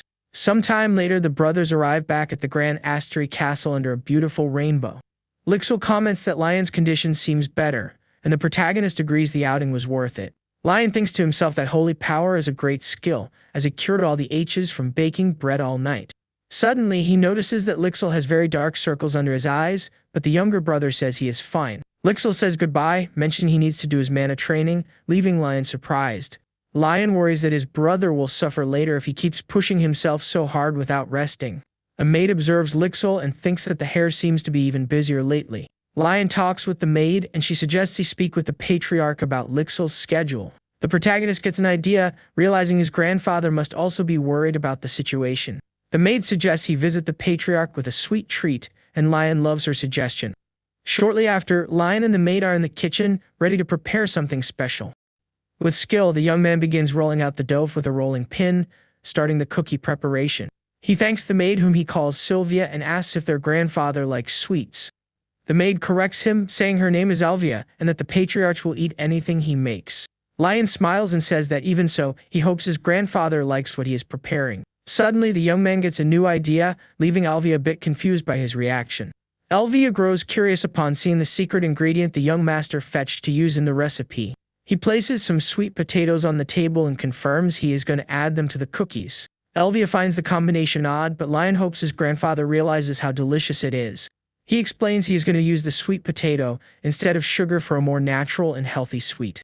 With everything ready, Lion moves on to the next step of the recipe with a smile on his face. The young man uses several cute cutters to shape the cookies into animal and star forms. After shaping all the dough, he places the cookie trays carefully inside the oven. As soon as they are ready, a system window pops up with a description of the special sweet potato cookies. Lion is surprised to see that the food has a potion effect, and Elvia is impressed by his talent. Elvia encourages him to taste one of the cookies to see how the final result turned out. Upon tasting it, he finds the flavor better than any cookie from his past life, and his cooking level rises. Elvia explains that sweets relieve fatigue, and since that one isn't overly sweet, the patriarch will like it. Lion thanks Elvia for the help and offers to divide the cookies into portions for everyone. The maid offers to do that by herself so the young master can finally rest. But Lion smiles and says he isn't finished yet, as he needs to do one more thing in the kitchen. He turns to the ingredients and thinks that he cannot open his inventory in front of Elvia. Since he reached cooking level 3, he decides to make a drink to create a synergy effect. In his inventory, he selects the ingredients to create a training support drink. The recipe for the crimson drink appears, and Lion thinks that his grandfather and Lixil will love the gift. Lion finds the recipe's ingredients familiar, but decides to focus on the perfect pairing for the cookies. He checks the ingredients and sees that the fresh oranges and lemons are high quality. With everything prepared on the kitchen counter, the young man gets ready to start the new recipe. First, he washes and cuts the fruits into thin slices and places a health potion to simmer over low heat. After the fruits cook for a bit, he adds star anise and waits for the flavor to be extracted. When a fragrant aroma begins to rise from the pot, he strains the hot drink through a sieve. To finalize the potion, the young man adds a drop of rosemary oil, changing the liquid's color. The training support drink is ready, and Lion finds the smell similar to that of a mulled wine. He tastes the drink and likes the flavor, so he decides to combine everything on a tray with the cookies. A system window pops up, describing the set's effects, which reduces fatigue and improves training.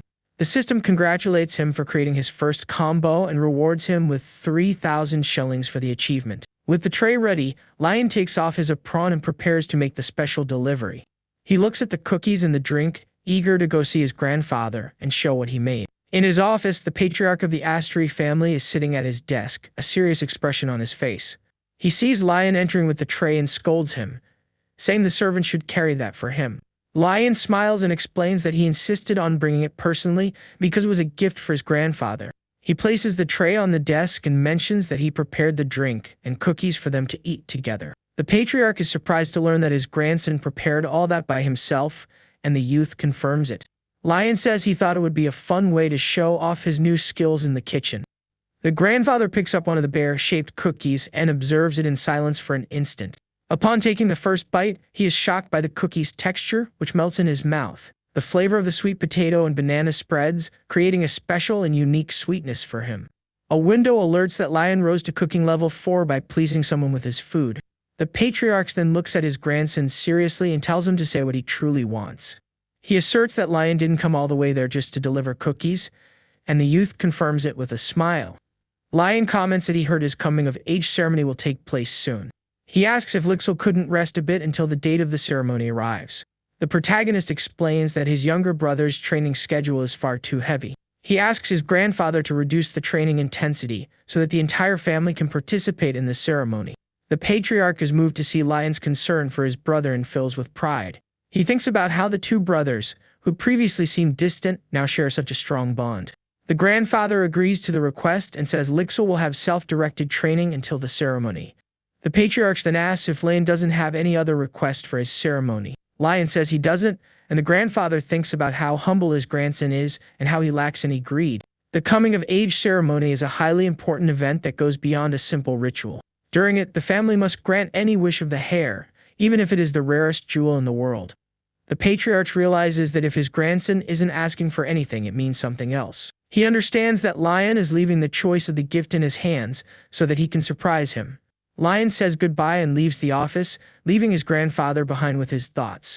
The patriarch watches his grandson leave and continues to reflect on the ideal gift for the ceremony. Patriarch Astri keeps thinking about what gift would be perfect for his grandson's ceremony.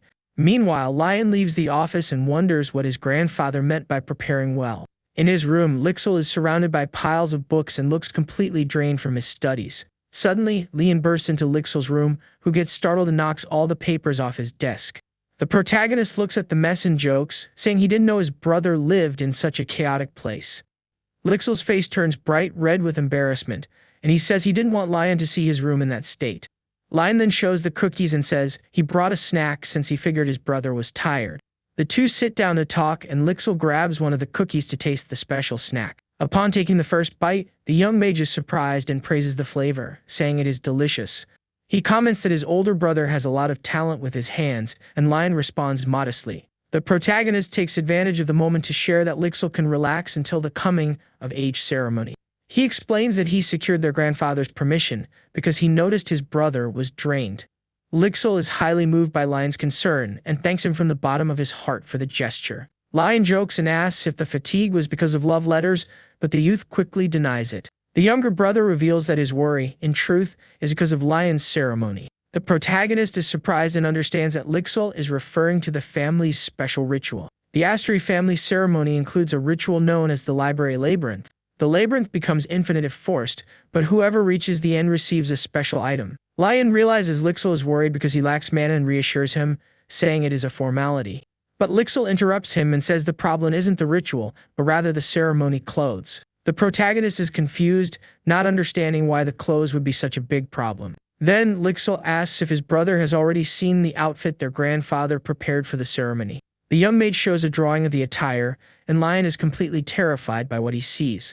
Lixil reveals that the patriarch has terrible taste in fashion, and the outfit is a total disaster of colors. Lion despairs and says he cannot wear that, especially as an 8th Circle Archmage. He doesn't understand how his grandfather dressed well up until now, and Lixil explains that Elvia always stopped him. The youth realizes the maid was the guardian of good taste and decides to find a solution. Sometime later, Ling goes to the village and finds Li, the blacksmith's wife, with her children. He hands over a bag of cookies he made, and the children get super excited with the gift. The children taste the treats and Leah asks the reason for the visit, so Lion says he needs a favor. The woman grows curious, and the protagonist asks about the tailor who helped him at the orphanage. He asks for her to introduce him to the man, but Lee's reaction leaves him a bit confused. In a flashback, Lion recalls having observed the tailor's incredible skills at work. The man adjusted the children's clothes on the spot and transformed scraps of fabric into new pieces. Lion explains he needs someone with that talent, and Leah says she can introduce him, but there is a problem. She doesn't give many details and just tells Lion to go to the location to understand the situation. Following the instructions, the protagonist arrives at a place that looks completely abandoned. He looks at the broken wooden sign and can barely read the establishment's name. The sign sways perilously, and the youth begins to doubt if he truly is in the right place. Upon entering, he finds a dark place full of mannequins, wondering why a master would have a shop like this.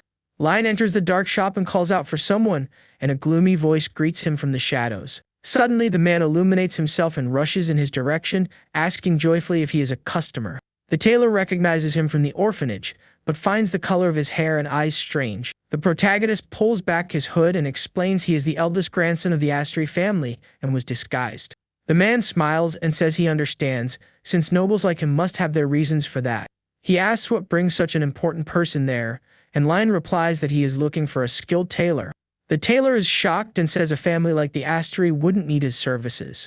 He invites Lion to come in and sit down so they can talk with more calm. Inside, Lion sees a shelf full of awards, including the most prestigious grand prize of the empire. The man invites him to sit and says he will fetch some tea, but Lion says he brought cookies for them to eat. The tailor serves the tea and apologizes for his situation not being ideal to receive a visitor. Lion offers the cookies and says he prepared them himself, leaving the man highly surprised. The tailor remembers the incredible bread Lion made for the orphanage and grows curious about the cookie. With great expectation, he prepares to taste the bear-shaped cookie. Upon taking the first bite, he is shocked by the texture and flavor, finding everything incredible. He describes the cookie as something that starts crunchy and melts in the mouth with a pure flavor. But then, the sensation shifts and transforms into something completely different and unexpected. The flavor becomes a story of a prince falling in love with a country girl. The tailor turns flushed and emotional, feeling that the word delicious is not enough to describe it. With wide eyes, he shouts that isn't a cookie, but rather a true work of art. Lion observes satisfactorily and thinks the cookie's qualities remind him of himself. The tailor recovers and praises the young master for the wonderful snack he prepared. He says he almost cried with emotion, and that the cookie filled him with endless inspiration. The man introduces himself as Andri and promises to answer any question with total honesty. Andri assumes the youth wants to order clothes, and Lion confirms that is exactly it.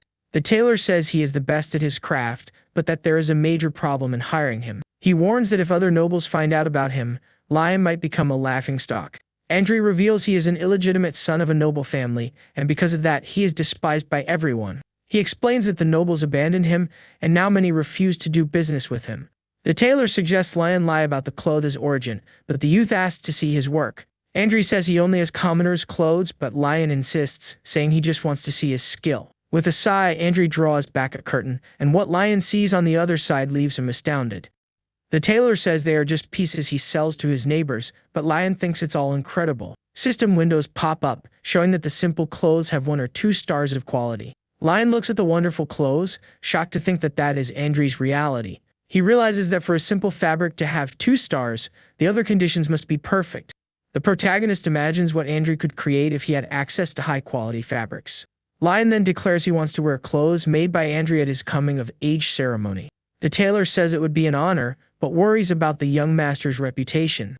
The protagonist holds up 3 fingers and says he will need 3 outfits for the ceremony. Andrew stares at Lion with a look full of doubt and concern, not knowing whether to accept the proposal. But the protagonist guarantees he will take full responsibility and challenges him to have ambition. The tailor thinks about the chance to create beautiful clothes with fine fabrics and show off all his talent. With his heart racing, Andrew accepts the offer and tells the young master just to give the order. Full of energy, the tailor grabs his tools and asks what kind of clothes Lion desires. The youth describes that he wants something elegant with a sense of unity, but without looking old-fashioned. Suddenly, Andrew realizes the patriarch will also wear his clothes and asks if Lion is sure. With a confident smile, Lion says the opinion of other nobles doesn't matter to his family. The tailor understands that no one would dare criticize the Asteri family, which is almost like royalty. With renewed confidence, Andrew goes back to his desk and begins drawing with total concentration. He introduces himself formally as Andrew and promises he will give his best to create the outfits. Andrew asks if Lion has a fabric in mind, but the youth admits he doesn't understand the subject. Then Lion hands over a large book, and the tailor is shocked to see the legendary Asteri fabric catalog. With trembling hands, he asks permission to open it, and Lion tells him to look through it at his leisure. Carefully, Andrew opens the ancient catalog, revealing secrets guarded for generations. A golden light emanates from the book, and the tailor is left breathless upon seeing the first page. The catalog shows fabrics from all over the continent, including the rare elf hair, woven by few elves. He also sees the fairy breath created by mages and is surprised that those fabrics truly exist.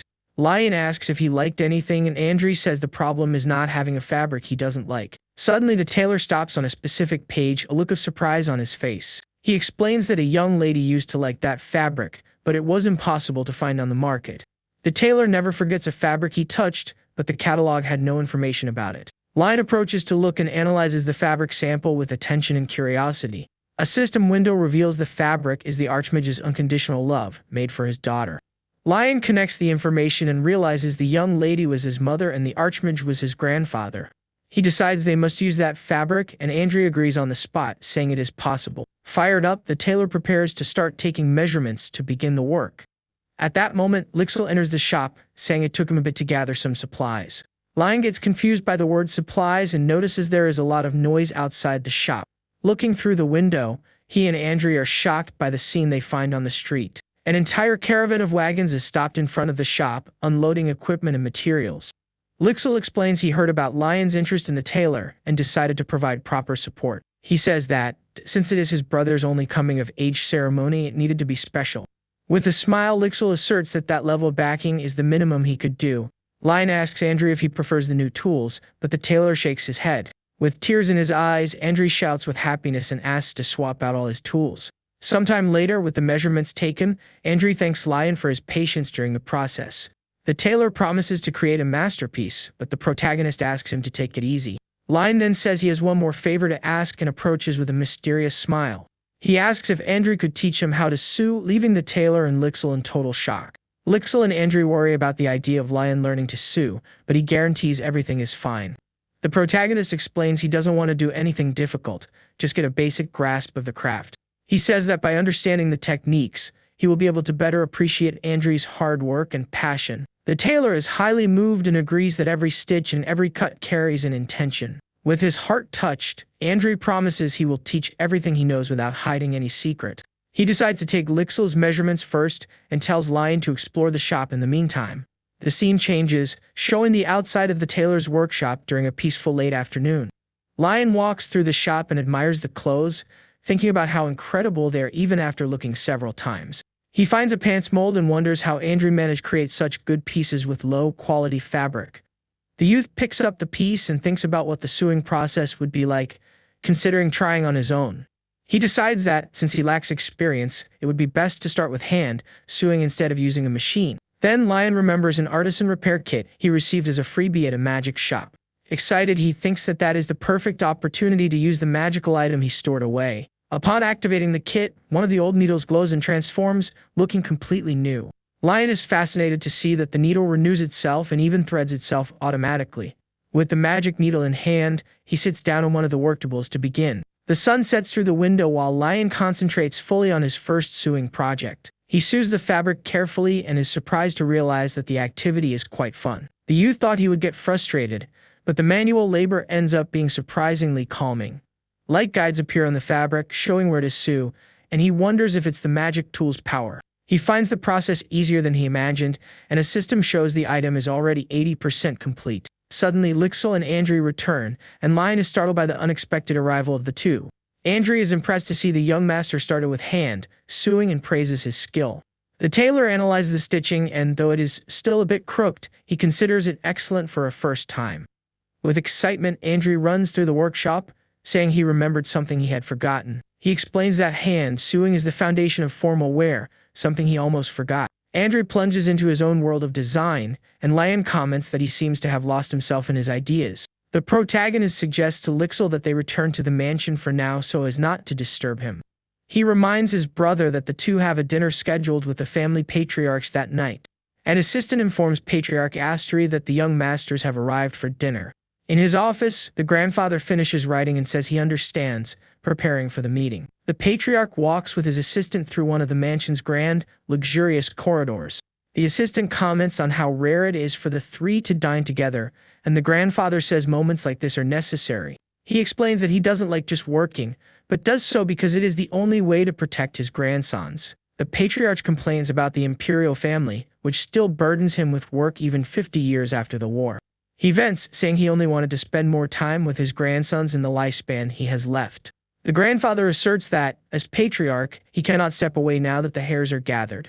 Upon arriving at the dining room, he thinks that his grandson's warmth is making him soft with age. He wishes to live out the rest of his days in peace with the treasures his daughter left behind. For that to happen, he decides he cannot let anyone discover Lion's true potential. Lion looks at the lavish dining table and thinks it is a bit of an exaggeration for a family meal. Lixel explains that he made a special request to the chef since it had been a very long time since they last gathered. The protagonist reflects that in the past, he barely ate and his grandfather always had dinner at the palace. This means that, for all this time, his younger brother Lixel had been eating all by himself. Lion realizes that his brother must have felt incredibly lonely during all those years. With a new perspective, he tells Lixel that they should have moments like this more often. Lion thinks about how difficult it must have been for his brother to endure everything alone for so long. He decides that from that day on, he will ask the patriarchs to spend more time with the family.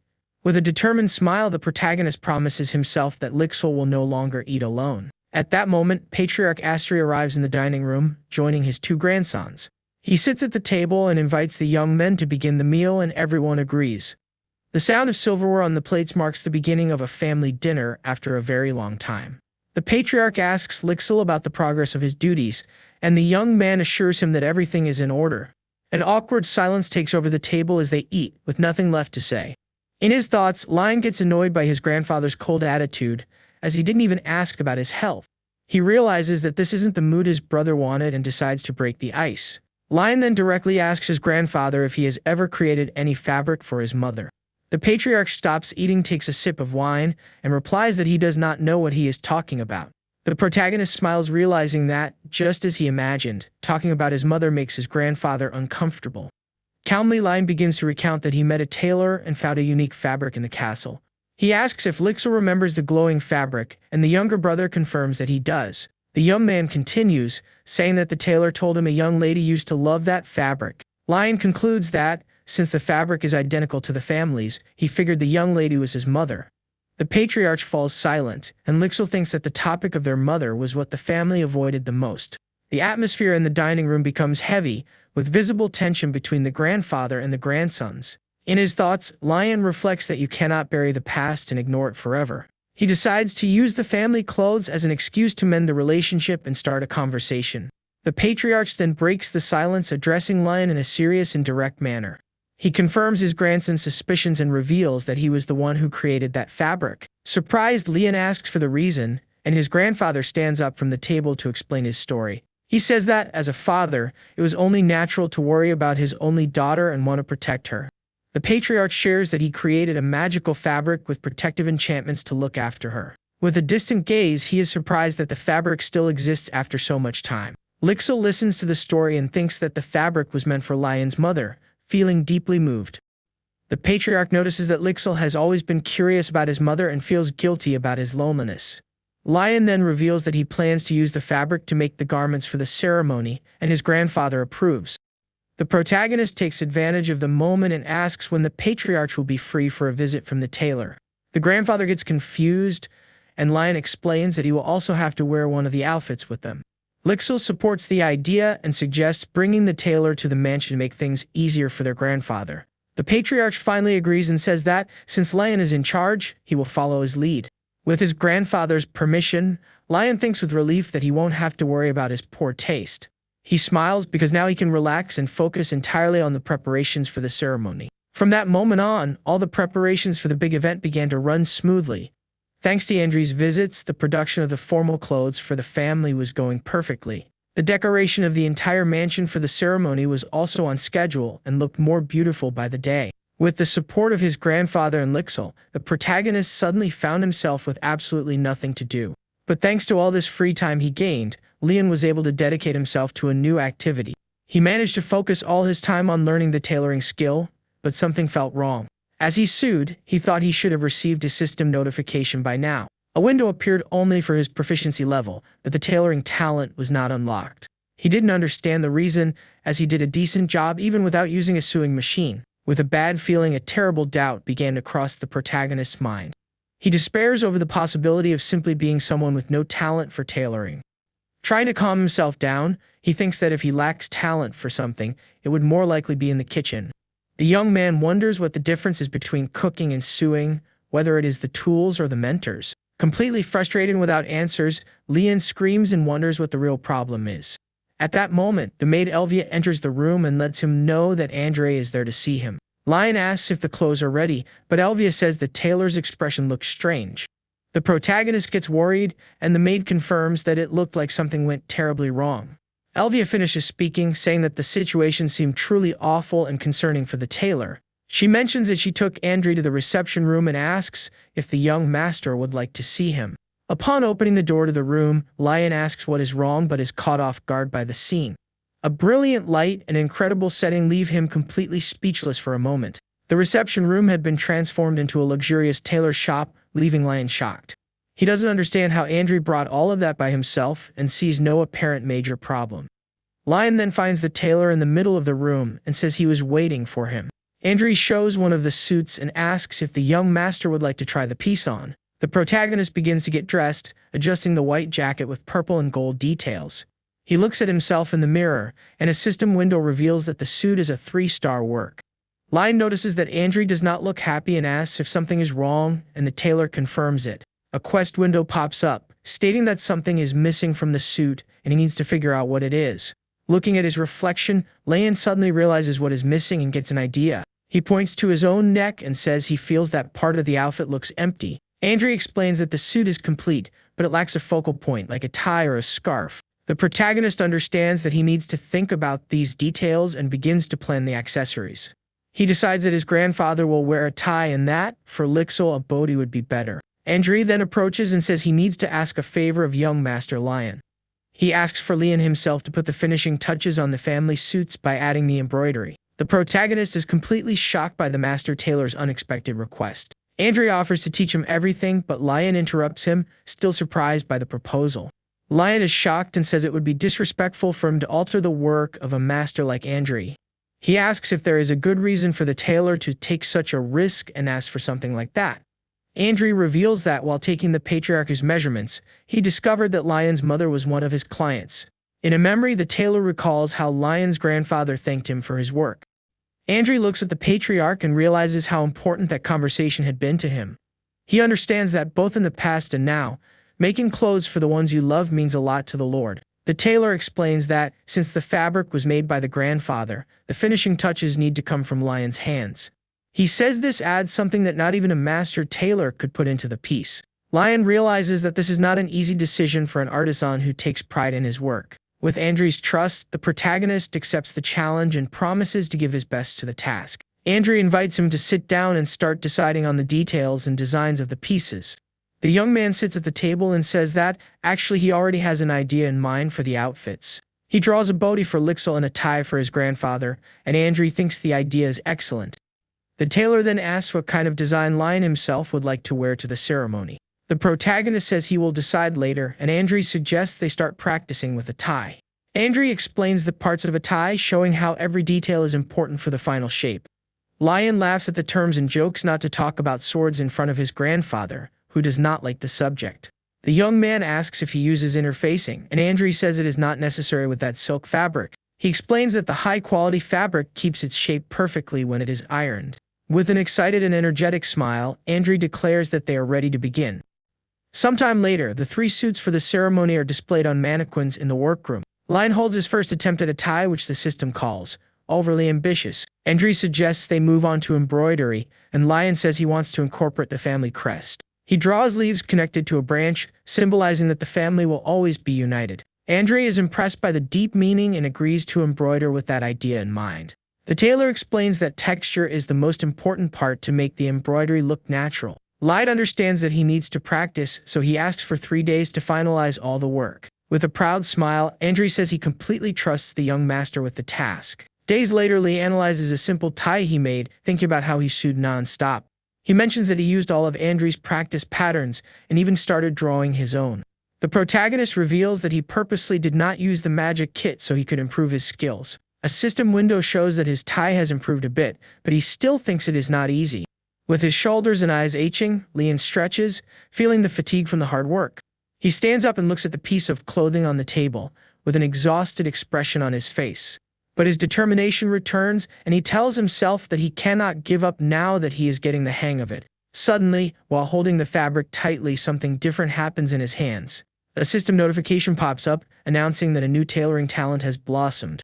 His proficiency reaches the apprentice level, and Lion celebrates, saying that he finally did it. Now with the talent unlocked, his speed increases, and he quickly reaches level 2. An achievement is unlocked, and his proficiency rises to level 3 while he irons the fabric. Lion has a revelation and realizes that the awakening of a crafting talent holds a secret. He understands that the key point is how much he actually needs the item he is trying to create. The young man remembers that when he awakened the blacksmithing talent, he needed the tools to create potions. And when he awakened the cooking talent, he needed the oil to make bread and snacks. So, he realizes that at that moment, the thing he needs most is money for his projects. The protagonist is happy that he did not use the magic kit, because now he can create good things without help. He manages to create a high-quality tie, and a notification states that its value has increased with the artisan's touch. Excited, Leon holds the glowing needle and prepares to add the final embroidery to the piece. With the embroidery finished, the tie becomes a 3-star item, a true masterpiece. The system praises him, saying it is an incredible piece for an apprentice tailor, and Lion places it on the mannequin. Upon pairing the tie with the suit, the 2 pieces evolve into a unique set with a synergy effect. The suit becomes a 4-star set, a masterpiece of a master tailor, rare throughout the entire empire. The system reveals the effects of the set, which protects against impacts and maintains the aura of the Asteri family. A new Grand Tailor achievement appears, and Lion realizes he can complete it quickly. With calmness and concentration, he prepares to make the other 2 pieces for Lixil and his grandfather. He finishes Lixil's body, completing 2/3 of the tailoring achievement. Now the only problem left is his own suit, which needs an accessory. Lion thinks about what kind of tie to wear so it won't look too casual or look like the others. Suddenly he gets an idea and decides to create a stick tie, which is fastened with a jewel. He draws the model and understands that the key point of the accessory will be the jewel in the center.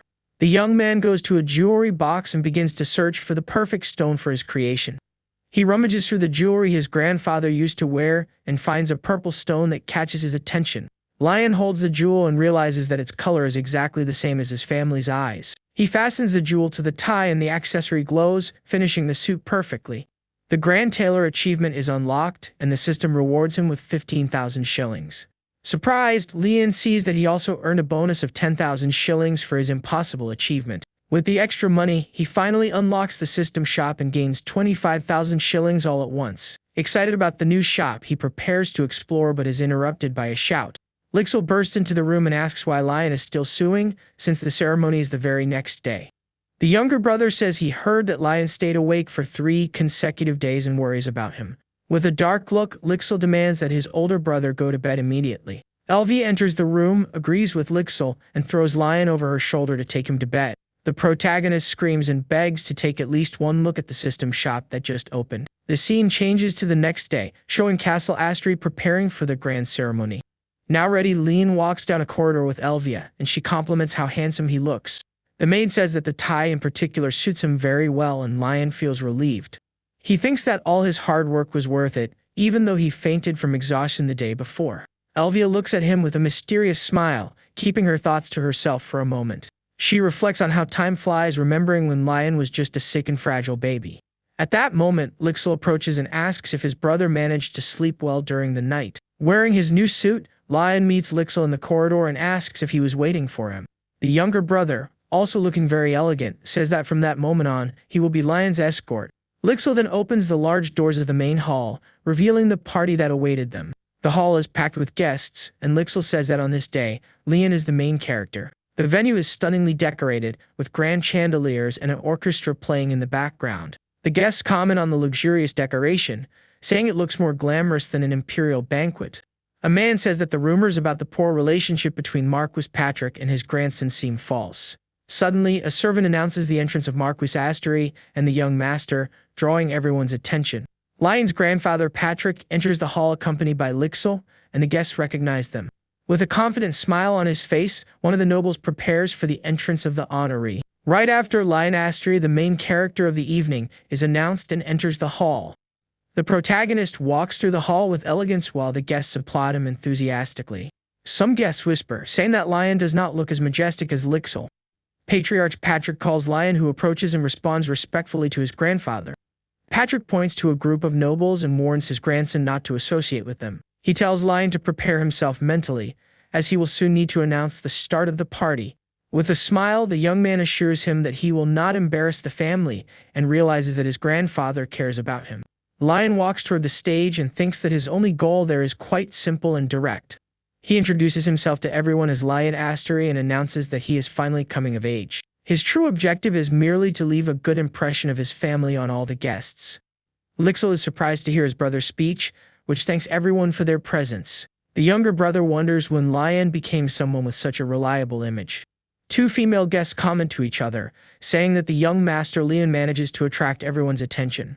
They agree that, although he looks ordinary, his clothes make him look very special. The other guests also notice the suit and comment that it elevates the person wearing it. A noblewoman wonders which designer created the outfit, and another says that no known tailor took on the job. Patrick and Lixil watch from afar, and the grandfather thinks that his grandson used his head to plan everything. Lixil wonders if his brother calculated everything, and his grandfather comments that he is a very perceptive boy.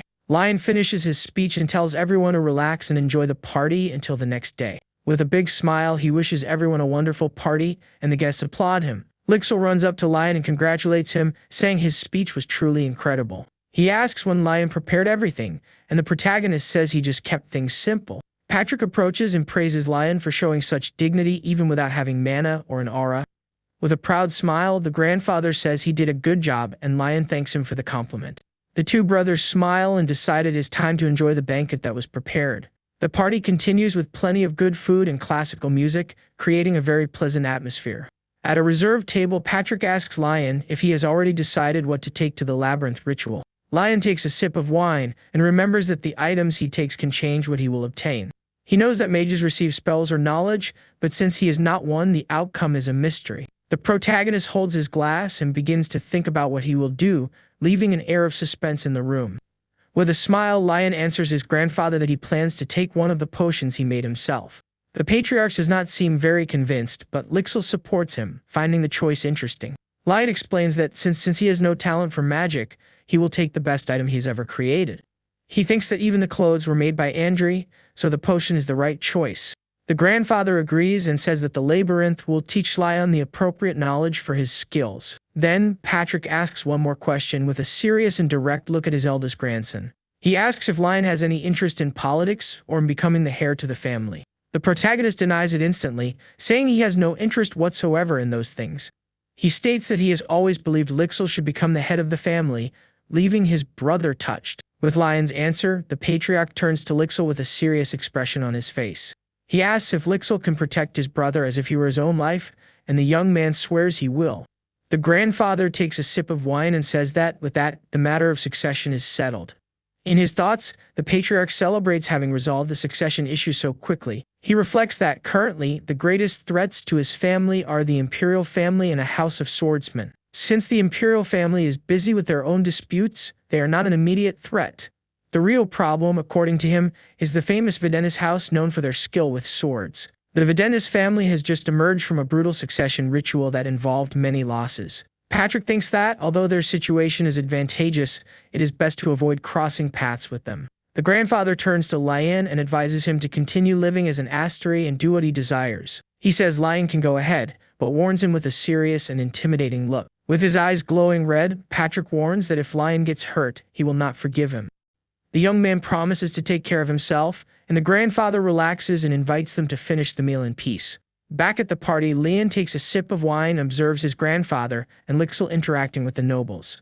He thinks that dealing with other nobles must not be an easy task for either of them, but he also knows that he has his own work to do during that grand party. With a gleam in his eyes, Lion prepares to put his plan into action with the guests. A noblewoman approaches and asks who designed the clothes, and Lion sees her as his first client. Right after other guests join in, all curious to know the origin of the outfits. Lion is surprised by the number of people and wonders if it is the effect of the 4-star suit. He prepares to answer, but says there is something the guests need to know first. The protagonist reveals that the designer is an illegitimate child of a noble house and was cast out by the nobility. The guests whisper among themselves, saying that the allies of the first prince care about such things. Lion overhears the conversation and thinks that perhaps Andri was a victim of the rivalry between the two princes. He offers to introduce the tailor, and the guests agree, saying they only care about the clothes. With a victorious smile, Lion says it would be rude to hide the tailor and prepares to introduce him. He reveals that the tailor's name is Andri and that his boutique is located in the Asteri family fiefdom. Next, Lion announces that there are only 3 slots left for orders, and the guests panic. Suddenly, a mysterious voice asks everyone to wait a moment, drawing attention. A silver-haired woman walks through the hall toward Lion with an imposing air. She reveals herself as Clarentia Videntis, the head of the renowned sword house, and asks a question. The guests whisper about what Marchioness Videntis will request, and Lion agrees to her request. The protagonist thinks that an order from the sword house is a great opportunity and asks what she wishes. Clarentia Videntis replies in a serious tone that she would like to order training clothes and casual clothes. The surrounding guests are shocked by the request, and the woman explains that the clothes she had. With a cold and frightening look, she finishes the sentence saying that her old clothes can no longer be used. Frightened by her aura, the other nobles make up excuses and flee, promising to make a reservation later. In an instant, the hall around them empties, leaving only Lion and Clarentia alone. Lion thinks that the people's fear is understandable, but decides that a client is a client. With a salesman's smile, he says it will take some time, and Clarentia agrees to pay a deposit. The woman says she will handle the payment separately after the party ends and walks away. Lion feels relieved that the conversation ended easier than he expected and prepares for the next step. He turns to the other nobles and announces that the slots are filled, but they can join the waiting list. The young man spends the rest of the party taking down orders and talking with nobles interested in Andri. With the reservation book full, Lion thinks that the tailor will certainly be very happy with the news. At that moment, Elvia approaches and announces that the patriarch has declared that the ritual is ready. The protagonist walks down a corridor and stops before an enormous, golden door, the entrance to the labyrinth. A red-haired noble greets him, praising the eldest grandson of the famous Asteri family. The man introduces himself as Prince Tirasol Anis and asks if Lion is nervous. Lion thinks that the prince knows he cannot use magic, but answers with confidence that he is not. Suddenly, Lixil places himself between Lion and the prince, asking why his brother would be nervous. Tension arises between Lixil and Tiras, and Lion thinks about how much his brother resembles their grandfather. The first prince smiles and withdraws, and Lion thinks that he's exactly the type of person Lixil loathes. Lixil hands over the potion Lion requested and advises him be careful during the library ritual. With a confident smile, the protagonist prepares to enter the labyrinth and face the challenge. In a memory, he recalls how he used to hide in the library when he was younger and lacked talents. He wonders what treasure the first patriarch left there after the war against the demons. Lion thinks it must be a very valuable item, and Elvia approaches with a cushion for the ritual. He pricks his finger and lets a drop of his blood fall onto the floor to begin the opening ritual. A blue magic circle forms on the floor, and a powerful energy begins to envelop Lion's body. The princes and Clarentia feel the ground shake, and Tiras is astonished by the power released by the door. With an intense glow, the labyrinth doors begin to open slowly before everyone. Suddenly, a strange force begins to pull Lion inside, catching him by surprise. A dark energy grabs him and violently drags him toward the darkness of the labyrinth. A narration explains that the labyrinth can become a dungeon if someone tries to damage it. The chandelier in the hall begins to shake violently, indicating that something very wrong is happening. Tira shouts in fear, and Second Prince Kyle tells everyone to watch out for the trimmer. Lion screams that something is wrong and wonders if the library was supposed to open that way. With his eyes wide in terror, he tries to understand what is happening while being dragged. The dark energy envelops him completely, pulling him into the unknown depths of the labyrinth. Patrick and Lixel scream in despair, and Lion wonders what will happen to him now. While Lion is pulled into the darkness, a system window appears and an achievement is unlocked. He receives authorization to read all the books, gains 10 intelligence points and 10 maximum mana points. In the ballroom, chaos ensues, and the guests scream in terror from the violent tremor. Strange shadows begin to emerge from the floor, and the nobles run in panic, calling for help. The large chandelier in the center of the hall crashes down, further increasing everyone's despair. A woman screams in terror, warning everyone that the chandelier is falling right on top of them. The chandelier is about to crush one of the guests, who stands frozen in fear. Suddenly, a golden barrier appears and protects the guests, who realize it is Patrick's magic. A massive protective barrier envelops the entire castle, and the guests feel relieved. Patriarch Asteri uses his powerful magic to contain the disaster and protect everyone at the venue. He orders a knight named Rixon to guide the guests and ensure everyone's safety. Lixel runs to his grandfather, calling him by his lord title, with a worried expression. He asks what is happening, and Patrick explains that the library has spun out of control. With a serious expression, the Patriarch turns and asks one of his men about the princes. The man informs him that Lixel used a protection spell on them, and that both are safe. Patrick is relieved to know that everyone is safe, despite all the turmoil. He then orders Lixel to send healers to the injured and prepare a rest area.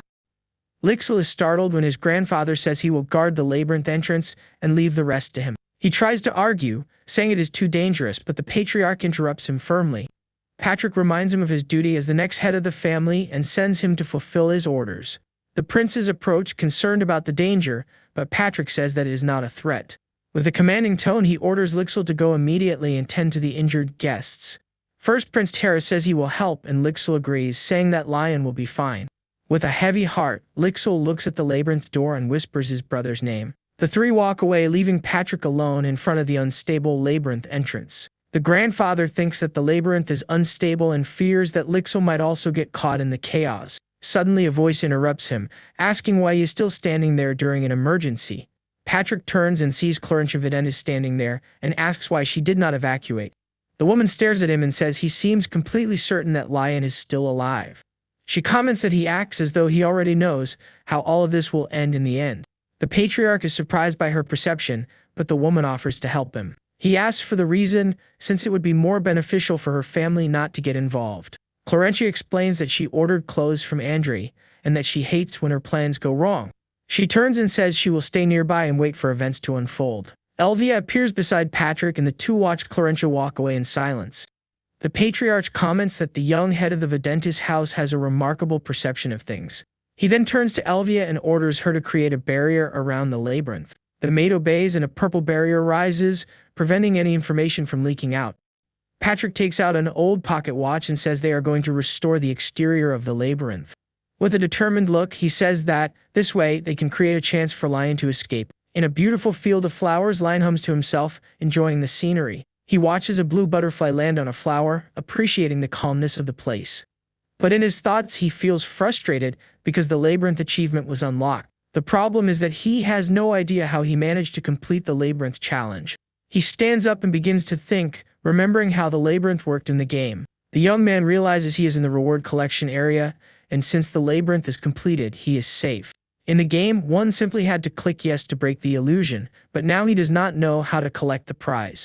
He reflects that the original Lion entered and exited without issues, so the only change was his mana. But he dismisses the idea because if it were mana, his entire family could enter the labyrinth easily. So, he wonders if the problem is him, a soul from another world, possessing Lion's body. Lion remembers that his grandfather stored a treasure there after the war against the demons. That war happened 50 years ago, around the same time the hero of legend disappeared. He concludes that the labyrinth recognized him as someone else, not as the true Lion Asteri. He knows that the demon war is the game's setting and that players assume the role of heroes. A shocking idea arises in his mind, and he wonders if his grandfather's treasure consists of his character's items. Lion repeats his reasoning, recalling that users become heroes to save the world from demons. If his grandfather's treasure belongs to the hero, he wonders if it is actually his main character's item. The theory makes sense, explaining why the system viewed him as if he were retrieving a stored item. He decides he cannot stay there forever, and with low mana, his only option is to force his way out. The protagonist walks through the field, certain that there must be a way out, even at his level. Suddenly, he steps on something and stops, looking down at the white flowers at his feet. He notices that the rare flowers are planted in a specific pattern, and that they cannot grow together. Lion also notices yellow flowers and purple weeds, each growing only in its own zone. He understands that if all types are mixed, something is very wrong with that place. The young man concludes that the area is subdivided and that the plants were placed there artificially. He believes that in a place where the rules of nature have been broken, there must be a key to escape. Lion leaps to a cliff where the 3 flowers grow together, certain that the answer lies there. He closes his eyes and focuses on the sound of his own heart, diving into his consciousness. By doing so, he manages to visualize his mana circle for the first time and becomes fascinated. A system window confirms that he can now check his mana circle data. The protagonist decides to focus and tries to make the mana flow visible to his eyes. With that, his expert eye skill is enhanced, allowing him to use it for 10 minutes. Upon opening his eyes, he sees red energy orbs and realizes that the place is a large trap. He concludes that either there are no mana threads there, or touching them would activate a new magic. With a smile, he decides to keep moving to find the true source of the problem. The young man walks through the flower field, using his new vision to find a way out of the illusion. Suddenly, a strange notification appears in his vision, but he cannot read what is written. As he approaches, his enhanced skill reveals the hidden name of the zone, and he realizes he has found it. The system reveals that this is the point of origin for the illusion's mana thread, and Lion kneels to look.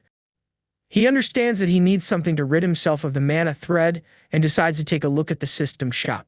A system window informs him that since his assets have exceeded 100,000 shillings, all items in the shop have been unlocked. Lion Astri notices that there is now a new tab in the shop called Survival and decides to look there first. He sees items with absurd prices like an emergency escape chair and an ancient key, and wonders why there are only these. The protagonist thinks that besides the prices, there is no point in selling things he cannot use and looks for a filter function. At that moment, a system window asks if he would like to apply a filter, and the young man gets excited about the function. He asks the system to show items below 120,000 shillings, from cheapest to most expensive and including discounts. The filtered list is much easier to read, but Lion notices that many items have conditions that prevent immediate use. He focuses on 2 items that seem to be the most useful at the moment, a magic detector and sharp scissors. The young man finds the magic detector tempting but too expensive, and decides that the scissors are the best choice to use right now. Without hesitation, he decides to buy the item and presses the purchase button on the system screen.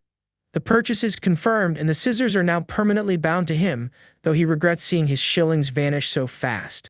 Holding the scissors, Lion likes the fact that they are a permanent item and hopes they will solve the problem easily. He prepares to use the new item and decides that he will first cut the source of the mana thread he found. With a smile, the young man realizes that all his effort in collecting and crafting items paid off, as digging is now very easy. Using a tool, Lion begins to dig forcefully at the exact spot where the illusion's mana source is buried. Suddenly, a system notification warns that only 1 minute remains for the enhancement of his expert eye. Lion is surprised that time passed so quickly and continues digging desperately as the mana threads glow. His shovel hits something hard beneath the earth, and with a shocked expression, he realizes he finally found what he was looking for. He throws the tool aside and begins to dig with his bare hands, racing against time to unearth the object. The protagonist pulls a small chest from the ground, realizing with joy that it is identical to the reward chests in the game.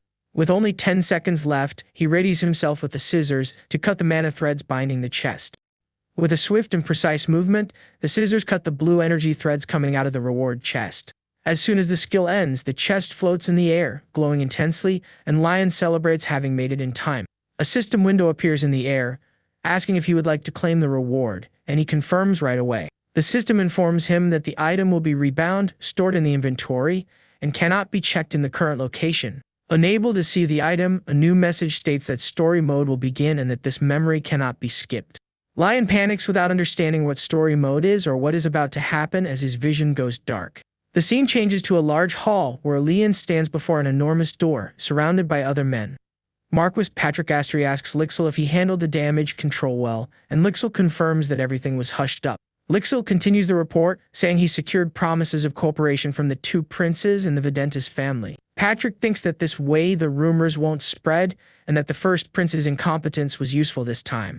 Lixil explains that he acted quickly so that the temple and the underworld wouldn't find out about his brother Lion's whereabouts. Patrick praises Lixil's work but reinforces that the information must never leak to those two specific factions. He thinks about the Archbishop of the Temple, who obsessively investigates anything related to the hero. His thoughts turn to the underworld, a major power founded by the hero's former companions. Patrick knows that those two factions could uncover the secret, realizing that Lion Astri possesses a special power. He is increasingly convinced that somehow Lion is directly connected to the hero of the past. The first piece of evidence was the hero's potion, and the second is the labyrinth incident where the hero's treasure was kept. Lion's grandfather concludes that there is something about the young man that even he himself is not aware of yet. Before Lixil, Patrick decides that they need to keep this information an absolute secret until they discover the whole truth. Back in the memory, the entire hall shakes violently, and someone shouts in despair that the labyrinth is moving. Marquis Patrick Astri orders everyone to prepare for what is to come, while Lixil feels an immense power coming from within. An intense purple light shines from inside the labyrinth door, and Lixil says that something is coming out. Suddenly, a small object flies out of the light and strikes Patrick's face hard, leaving everyone in shock. Patrick is dazed by the impact, while Lixil looks at the object that fell into his hands, not understanding anything. He notices that the object is a folded paper note and wonders what it could be. With a confused expression, Lixil begins to unfold the small note to read what is written. He recognizes his brother Lion's handwriting and notices that the note wasn't in a hurry but is clean, without any stains. Already recovered from the blow, Patrick approaches and asks Lixil what the note says. Lixil holds the note with trembling hands, looking at his grandfather with a nervous expression before answering. The scene returns to Lion, and a system window confirms that his entry into story mode has been successfully registered. He is sitting alone in a dark place with a headache, questioning if he really entered the system's story mode. A notification informs him that the memory video is playing, and Lion understands that he is watching someone's memory. In the memory, a person hands a small chest to a young Patrick, saying that he no longer needs it. Lion is shocked to hear his grandfather's name, realizing that this is the memory of the day he received the hero's item. He tries to listen to the conversation but cannot understand it well, and complains about the viewing angle and having created his character randomly. The young Patrick accepts the chest and promises that he will keep it safe, as requested. The memory ends, and the system informs him that Lion has peeked into the saved memory, exiting story mode. Lion finds himself back in the destroyed library of the labyrinth, confused by the scene ending so suddenly. He feels that the scene was important, but in the end, he obtained almost no useful information. The young man deduces that the memory was from the middle of the Demon War, when the hero entrusted the item to his grandfather for the future. Finally, the item in the chest is revealed, a set of the hero's accessories that serves to suppress and hide the user's information. Lion remembers that in the game, this item was not hard to get and was mostly used to gain experience bonuses. He puts on a bracelet from the set and feels glad, as it appeared at the exact moment he needed to hide his mana. At that moment, the system asks if he wants to check the detailed information of his mana circle, and he accepts. The screen shows his mana circle, but Lion gets confused seeing that he has only one circle but can store a lot of mana. He thinks about how other people train day and night for years to expand their capacity and reach the second or third circle. Sitting in the middle of the projection of his own circle, the young man wonders why his first circle is so large. In a small version of himself, he decides not to think too much about it and concludes that a good thing is simply a good thing. Lion stands up, relieved to know that with this new item, no one will discover his secret, and celebrates his success at the ceremony. He stops for a moment and thinks that now there is a new problem he needs to solve.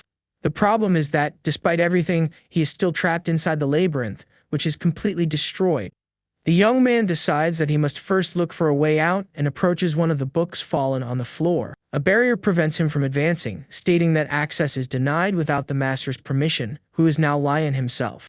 He questions if he became the master because he cleared the labyrinth and realizes that this was not part of his original plan. The system informs him that the entrance is broken and repairing itself, and he realizes he cannot leave the place in that state. Lion panics, imagining his grandfather Patrick yelling at him for causing such a large disaster. Suddenly, he gets an idea and realizes that if he is the master of the place, perhaps he himself can clean up the mess. The system offers the option to reset the labyrinth, but he declines as that would make all items and books disappear. He asks for other options, and the system offers a manual adjustment to restore the labyrinth, but warns that it will take time. Lion compares manual restoration to modifying a save file and decides to use a point from 1 week ago as a reference. He specifies that the reversion should exclude the artifacts he already possesses and asks how long it will take to finish. The system replies that the process will take 672 hours, which shocks the young man as he realizes it is an entire month.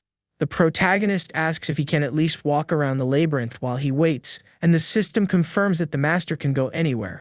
He then questions if there is a way to send messages outside and discovers he can use an old book slot for that. Satisfied with the answers, the young man smiles and agrees to the plan, preparing to start the long repair process.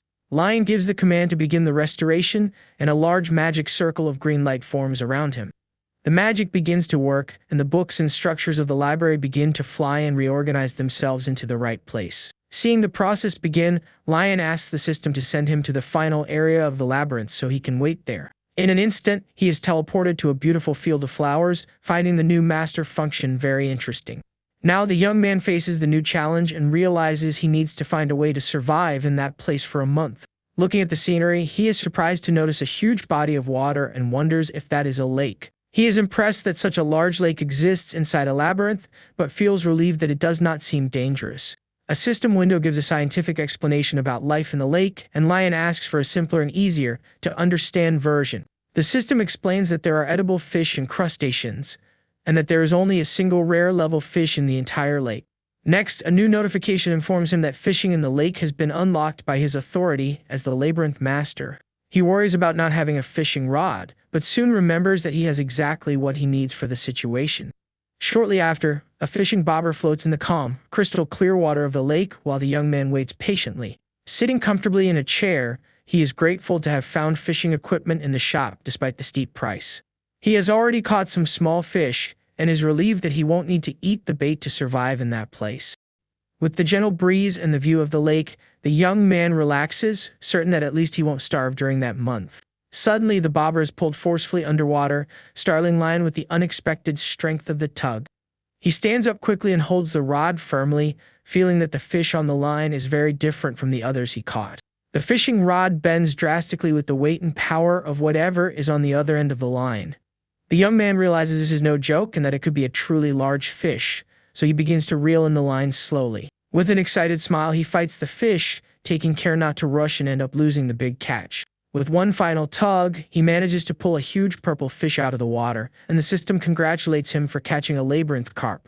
He holds the giant fish, and the system description says it restores health and stamina, making it perfect for consumption. With his heart racing, the young man understands the thrill that makes so many people fall in love with fishing. Because he understood the essence of fishing, he awakens a new talent and his fishing proficiency rises to the apprentice level. Lion places the large fish in the basket and celebrates, because the carp that increases stamina is exactly what his fragile body needs.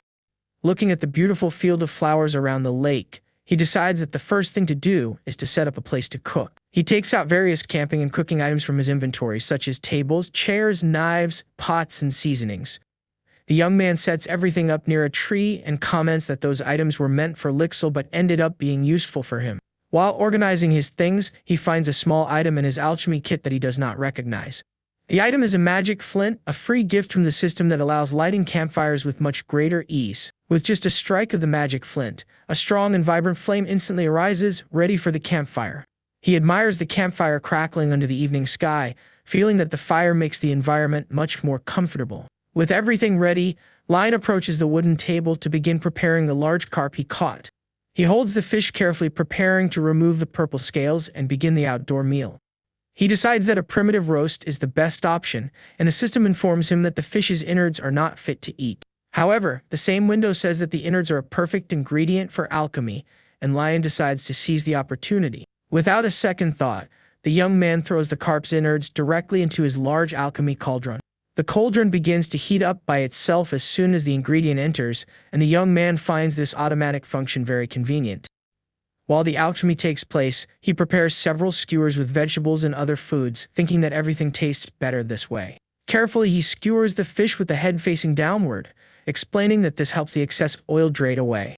This way, the meat stays very tender on the inside while the skin gets perfectly crispy on the outside. He positions the skewers around the campfire, satisfied to see that his primitive carp roast is ready to begin. While the food roasts slowly, Lion looks at the sky and decides it is a good time to set up his sleeping area. He thinks it is a bit of a chore, but knows it is a unique opportunity to camp that way. With a smile, the young man says that a little extra effort is necessary to get a romantic camping vibe. He sets up a small improvised tent with a sleeping bag, thinking that the final result didn't turn out bad at all. Looking at the food on the campfire, he realizes he finished setting up at the perfect time for dinner. Sitting in front of the fire, he takes one of the roasted fish, which glows with a golden hue and looks delicious. The system describes the item as grilled labyrinth carp, which grants satiety and a chance to gain something special. Lion notices a warning on the item for the first time, stating that the food cannot be taken outside the labyrinth. Without caring much about the warning, he decides it is time to eat and takes a large bite of the grilled fish. The fish skin is crispy as if it had been fried, and the meat inside is incredibly tender and juicy. In addition to the texture, the unique aroma of the grilled fish stimulates his appetite and makes him want to eat even more. The flavor is so incredible that the young man gets emotional, saying it is the perfect kind of food to eat with rice and kimchi. He is amazed because the carp does not have the strong earthy smell or the small bones that fish usually have. While he eats, a system notification warns that his maximum mana has increased by a microscopic amount. Lion is completely shocked by the message and cannot believe what he just read in the system window. He confirms that his mana reserve actually got larger and is astonished by the idea of being able to expand it just by eating. The young man thinks that if the mages outside knew about this, they would have dried up the lake and wonders if it would work on Lixil. He decides that he definitely needs to save some of that fish to give to his brother later. After eating, Lion turns to the alchemy cauldron, curious to see what the result of the process was. Inside the cauldron, a shiny white pearl floats, the labyrinth carp essence, which increases mana recovery. Lion is shocked to see that the item is of expert level and imagines that the effects must be absolutely massive. After a moment of surprise, a smile of satisfaction appears on his face as he holds the valuable pearl. He admits he cannot suppress his curiosity with items like this and decides to save the essence to use later. The young man thinks that because of recent events, he couldn't focus on alchemy, but now he has plenty of ingredients. He knows that the labyrinth is full of fresh materials and mana, and best of all, there is no one around to interrupt him. With a determined look, he smiles and thinks that, technically, that place has become something very special to him. That labyrinth is now his exclusive hunting and training ground, a perfect place for him to get stronger all by himself. With his hands together and a greedy look, he celebrates having far more things to explore than he imagined. But before he starts exploring everything, he knows he needs to finish eating his delicious grilled carp. A few days pass and Lion can now catch huge labyrinth crawfish which are as big as lobsters. He holds a net filled with 3 massive crawfish and wonders if he is just having a very lucky day. After storing the crawfish in his inventory, he decides to use some leftover flour to make a soup. Walking barefoot through the grass, Lion reflects that he is slowly getting used to the quiet life inside the labyrinth. He establishes a routine, checking his fish traps in the morning and then going to tend to the crops he planted. Upon checking his small garden, the young man is happy to see that his banana sweet potatoes are growing very healthily. Satisfied with the plants, the protagonist decides that on that day he will focus on gathering other types of ingredients. During his search, he finds several items such as a spicy blackberry, a mushroom that grants mana, and a special daisy. He finds the daisy flower very beautiful, and the system shows that it can be sold for 300 shillings. The young man thinks it would be nice to plant some flowers to decorate his campsite, but suddenly something in the description surprises him. He looks again at the system window and focuses on the selling price, unable to believe what he is seeing. With wide eyes, Lion realizes that the simple flower he picked can actually be sold for money.